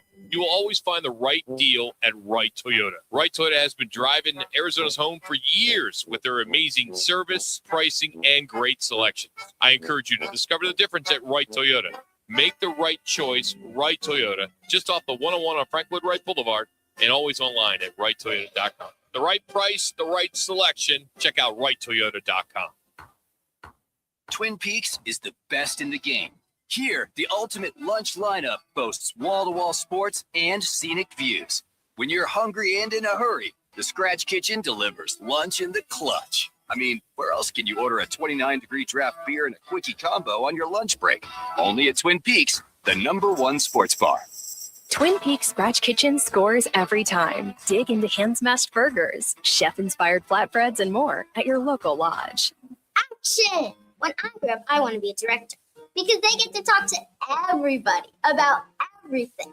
They get to make cool movies and dance music videos. If your child is sick over and over again, it could be PI, a defect of the immune system that affects millions. Early testing can give children a chance to dream. And when I'm a director, I get to say, lights, camera, action. For more information, visit the Jeffrey Modell Foundation at info4pi.org. That's a wrap. He's been covering the National Football League for close to 50 years. A longtime NFL writer, broadcaster, and co-host of the Pro Football Hall of Fame show on Sirius XM. A Hall of Fame voter, Howard Balzer. Now on Roc and Manuch with Jimmy B on ESPN 620. All right, Falcons and Cards this weekend. Both teams enter this late season matchup with disappointing records, are out of the playoff contention. So now we talk about draft order, right? I mean, that's what we talk about. And there's 3 games left. Yeah, That's it. geez. All right, Howard Balzer with us now. First, Howard, I want to start with what does waiving Justin Jones signal about this Cardinals roster strategy? Is it more about money and roster flexibility heading into next year, or are there deeper issues when it comes to what's going on here on either the offensive or defensive side of the ball? Well, I think that, he was on injured reserve, and so it was clear he wasn't going to play for the rest of the season. So part of it, I think it's obvious he wasn't going to be back next year. There's no more guaranteed money on his contract. I just had a story up on Cards Wire today about him and Bilal Nichols, about how 2 years ago they were, what was believed to be pretty solid free agent signings for the defensive line. And they both got pretty good money. Jones got more. And what the Cardinals have got out of them with 2 years of guaranteed money and a whole lot of fun. I mean, they spent, around $34 million in the last 2 seasons and only got like 334 snaps out of those 2 guys. I figured that out. That's about $106,000 per snap. And but most of it was injury. I mean, Jones started 3 games last year and then, suffered a triceps injury, done for the year. And Nichols had a neck injury, played 6 games and started 5. He starts this season on the PUP list and gets activated, plays a game, misses a game for personal reasons, plays a few more, and then he injures his knee. And, of course, Justin Jones injured his knee in training camp and hasn't played this season. And so they're just lost. People call it a bust signing and, all this. Well, you can't predict who's going to get injured. And obviously those two signings didn't work out. I would expect Nichols not to be back next year. He doesn't have any more guaranteed money on his deal. Both signed 3-year contracts. The cap hit is very low, relatively speaking, for the dead money on the signing bonus, $3.25 million for Jones and $2 million for Nichols. But why they did this now with Jones is I had a story yesterday, guys, that a lot of people don't know about this rule in the NFL. Everyone knows there's a 90-player limit in the off season, right? But during the season, there's also a 90-player limit that includes the active roster, practice squad, and injured list, whether it's injury reserve, physically unable to perform, or whatever. Well, as of yesterday, before they cut Jones, the Cardinals were at 90. They couldn't add any more players from the outside, and they only had 52 on the active roster. And so the only way they could get to 53 would be to bring up someone from the practice squad. But then you wouldn't be able to sign another guy for the practice squad because they'd be over the 90. So I think they figured he's not coming back, right? He's on a guaranteed salary anyway. They have to pay him for the final 3 weeks anyway. So this gives them a little roster flexibility for the rest of the year. Not that it's major where this season is, but that was a big reason for it. So like I said, I'd expect them both to be gone, and they'll continue with whoever's making all those decisions, to try to build this roster. But it's one of those moves that obviously two moves that look pretty soft. I mean, these were guys, and I put this in the story, they had been durable in previous to coming here. Sure. In fact, both of them started all 34 games the previous 2 seasons with the teams they were with, and before that, they played most of the games. In fact, in their careers, they had played. Each of them had played over 3,000 snaps for a couple different teams. Then they come here and boom, they get injured. So it's almost like come to Arizona, get injured, and certainly that's been the case this season with the number of injuries they've had. Not only guys that went on injury reserve, but other guys. The Paris Johnsons, the Will Johnsons, Jalen Thompson now. Guys who haven't been on injury reserve but have missed a decent number of games also. Howard, did I read? I don't know if it was local or outside the NFL is looking, to your point, all these injuries, soft tissue, and so many injuries over the last 2 or 3 years that they're looking to do some kind of a case study with the training staffs of each team, the training, the lifting, all the above, to kind of reevaluate why so many, or maybe it was just geared toward the Cardinals. I'm not quite sure, but it was kind of the gist of it was why so many of this, and this in modern era football. Well, teams, all teams look at it every year. And, Jonathan Gannon was asked about it, I think it was last week. And he says, health and development is a big part of what we have to do. Right. And we'll look at that. But a certain amount of it, guys, it's football. I mean, some people believe that because of, the changes in practice over the years where, they cut back the off-season program, right? Training camp, you're only allowed to be in pads a certain amount of time. And then, of course, they have an acclimation period. You report to camp. You can't even put on the pads for 3 or 4 days. And then you can only be in pads for a certain number of days during the regular season. Some people think that doesn't get guys ready to play football. But the reality is that bigger, the old line, bigger, stronger, faster, and the nature of the sport is that there's going to be injuries. And I don't know that you can really figure out why some of them just happen. And I'll tell you this, guys. I've always said this about, football can be, I'm trying to think of the right word. It can be kind of a antiseptic game. That's not the right word. But when you watch on TV or you're sitting in the stands far away, you have no clue what's really going on in that field. And I've always said that fans, everybody, should be able to be on the sideline and see what havoc is wrought on every play in the NFL on the field. And I think you come away from that and say, I'm surprised there's not more injuries than there are. Considering the number of plays in the game and these guys just going at each other, especially in the trenches on every down, and then the gang tackling and all that. sometimes it's amazing to me some guys even get up after play. So you're always looking at it to answer your question. You're always analyzing it. Certainly players think that the turf contributes to it. Someone thinks that, you don't need to be adding games, and they're talking about going to 18 now. You have all these games on Thursdays with, short weeks of where guys aren't, they're not even ready to play on Thursdays. Teams have walkthroughs in practice when they play on Sunday and then Thursday. A lot of people think that adds to it. So there's a lot of different factors, but I think basically it's the nature of the sport that when you play all these games and you have all these very talented, freakish athletes that are hitting all the time, you're going to get a lot of it. Howard Balzer's our guest on the Right Toyota guest line. Howard, what's the rumor mill? I'm curious here. With Tua Tagovailoa being benched in Miami, we all know that Kyler Murray is going to be riding out of town.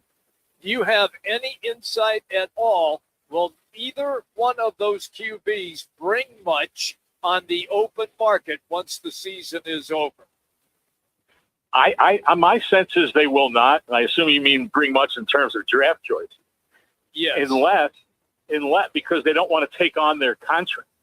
I mean, if you think Kyler Murray's contract is bad, Tua has $99.2 million of money that has to go against the cap if he's not with the Dolphins next year. Now, that can be split over a couple of seasons, and what they would hope for is a team would trade for that contract and get a lot of that money, off the books. But who's going to pick up all that money? It might take Tua, it might take Kyler. Yeah, it might take Kyler Murray agreeing to lower the contract, or the team will, like the Cardinals, will have to pay some of the money if they want to get him traded and get a bunch of his money off the books. And how much would they be willing to pick up to get better draft picks? So those are the things many times that determine that.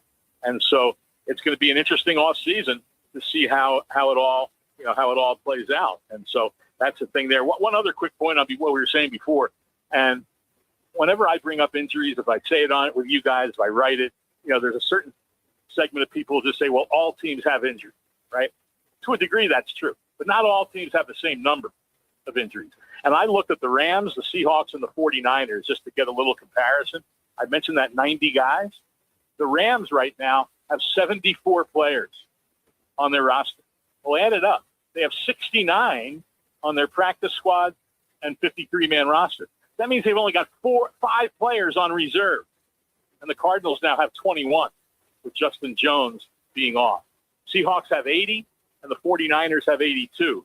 And I know a lot of people talk about the 49ers being a team that's been decimated by injuries. I'll say this about them.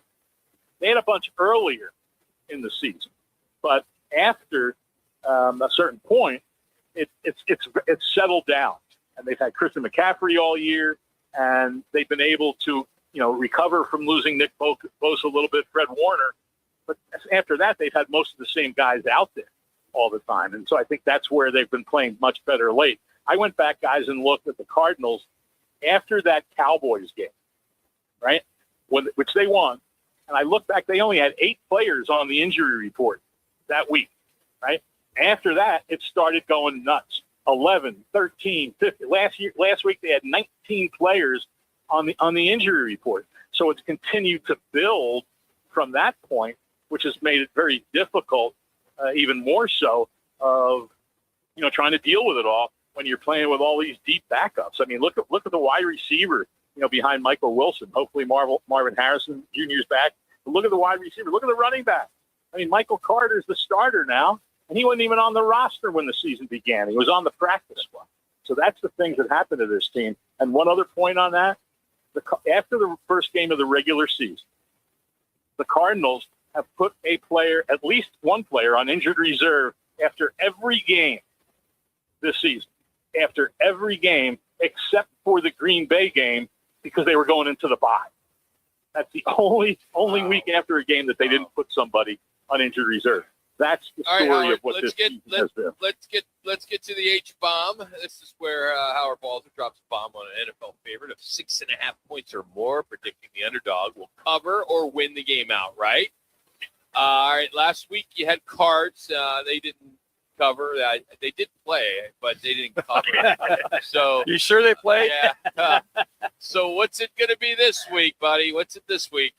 Yeah, I'll tell you, I've had a rough row here, and it's been a tough year for the H-bomb. I mean, after week 10, or going into week 10, I was 5-4, and now I've only won once since then. And my overall record 6-8-1. And last week, of the 6 eligible games, only one of them covered, and that was the Colts. One of the underdogs. That was the Colts against Seattle. So it's the first time this season overall that in all the H-bomb games, which there have been 77, that the overall record is under 500. So looking at this week, I think there are a little better choices than last week. You got the Eagles, 6.5 over the Commanders, Buffalo 10.5 over the Browns, Lions 7 over Pittsburgh, Houston 14 over the Raiders, and the 49ers 6.5 over the Colts. So of those 5 games, I am going to drop the bomb on the Detroit Lions. Wow. I'm going to say that the Steelers fighting for that division championship in the AFC North, even though the game's in Detroit, they're going to find a way to keep that under that 7-point spread. But I need a win. It's been a rough time. I need some wins here to get back, at least to be able to finish the season at 500. Howard, thank you always, buddy. Appreciate the Texas too, man. Keep up the great work. Appreciate you. All right, guys. Take care. Thanks. That's Howard Balls of USA Today Cards Wire. Appreciate him. We talked a lot today about the Indiana Bears. Well, as of probably this coming Monday, will no longer be the Kansas City Chiefs. It will be the Kansas Chiefs. Tell you what that's all about next. Woo! Life's a sprint, and you need a quick pick-me-up. Meet G2G protein bars, the ultimate grab-and-go meal replacement. Whether you're hustling in the office, enjoying a day on the links, or conquering the daily grind, G2G is your perfect fuel. Score an 8-pack at your local Costco's refrigerated section or explore amazing flavors at G2GBar.com. Quick, delicious, and power-packed. G2G protein bars, setting the pace for your energetic lifestyle. Sun Devil men's basketball is heating up, and now you can build a ticket plan on your terms. With the Sun Devils mini plan, you choose any 6 home games you want, including the biggest Big 12 matchups of the year, Kansas and Arizona. Lock in the rivalries, circle the heavy hitters, or stack your schedule with weekends that work for you.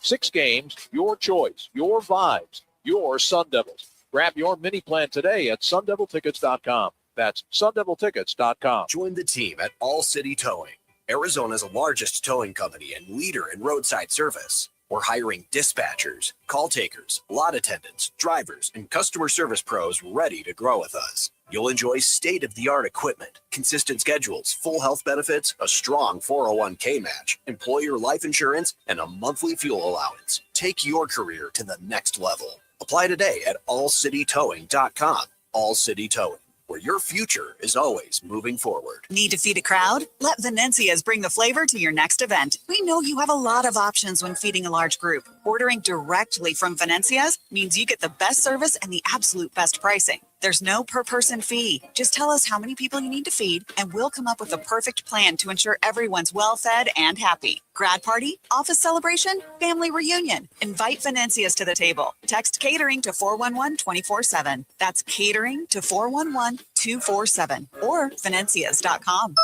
We expect our information in real time. US Med carries continuous glucose monitors, which provide real-time readings of blood glucose levels. US Med is an approved provider for Medicare and over 500 private insurers. So call 888-665-0696 today for a free insurance and Medicare benefits check as easy as that's 888-665-0696. My name is Whitney Allen. I am a widow. My husband, Ryan, died. We never thought in a million years we'd have to use life insurance. The unexpected happened. With Ethos, it is so fast and easy. It's 100% online. You can get a quote in seconds, apply in minutes, and get same-day coverage, no medical exams, and you can get up to $3 million worth of coverage through Ethos. Get your free quote at ethos.com/game. That's ethos.com/game. Time spent on application may vary. Online health questions required.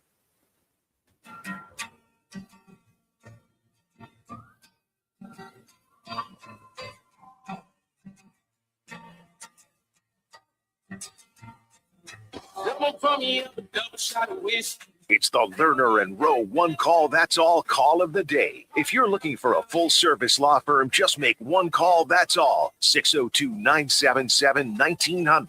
Lerner and Rowe, voted Arizona's best law firm. A lot of these quarterbacks are either going into the portal or they're transferring. They're not coming out. That we thought back in August would be. Just didn't work out for a lot of these different guys. And now you may have Dante Moore. Say Dante Moore decides to go back to Oregon. Then there's a big drop-off down to the quarterbacks that I expect a lot of these guys to move on. Hopefully Ty Simpson goes back to Alabama. So it could be just Mendoza going number one overall. How about that? Mel Kiper already starting. Yep. Mendoza, Indiana Heisman Trophy winner, maybe the only quarterback going in the first round. So that means Cardinals aren't drafting a quarterback? Well, they could, if they move up, they go draft a quarterback.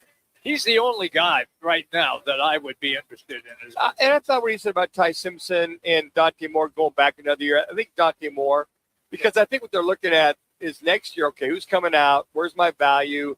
And I think they all know that Fernando's going to be the number one guy.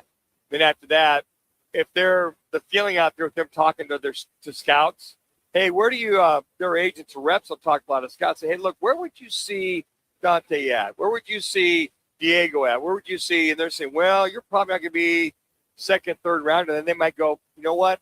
Go back to school. Go ahead and my value's more so because since Fernando's the kingpin, if you will, for quarterbacks. Yeah. All right, Kansas City Chiefs have been having a hell of a time with the City Council of Kansas City, Missouri. According to Sports Radio 810 WHB, there's a meeting scheduled on Monday at the city of Topeka, Kansas, which the Chiefs brass will be there. And according to these reports, believe that the Chiefs then, after that meeting, will make an announcement that they are moving to Kansas. Now, the Royals are not at that meeting. Barring any kind of last-minute screw-up or whatever happens, we'll see if they show up or not. But, you know, we had a lot of talk about the Chicago Bears moving to Gary, Indiana today, or Hammond or somewhere in northwest Indiana. But this is more common than people think. Yeah. So for the Bears fans that are losing their absolute minds, you know, it's 30 minutes. Yeah. Yeah, it's no different than any other market because there's probably half the NFL doesn't play in the market that they're named after. No, not at all. And with this, the Kansas side, the area they're talking about is just on the other side of the river. Yes. You got Missouri on one side, Kansas on the other. It's just on the other side. By the way, their proposal in Kansas included the Royals if they wanted for a dual complex. Mm-hmm. So it seems like the Royals are like, well, you know, we're the Kansas City Royals, KC Royals versus the Kansas Royals. There might be something there, but Topeka's the capital, obviously, of Kansas. What they're saying is we've got the funds, we've got the money. They've looked at everything. We got the land. Yep.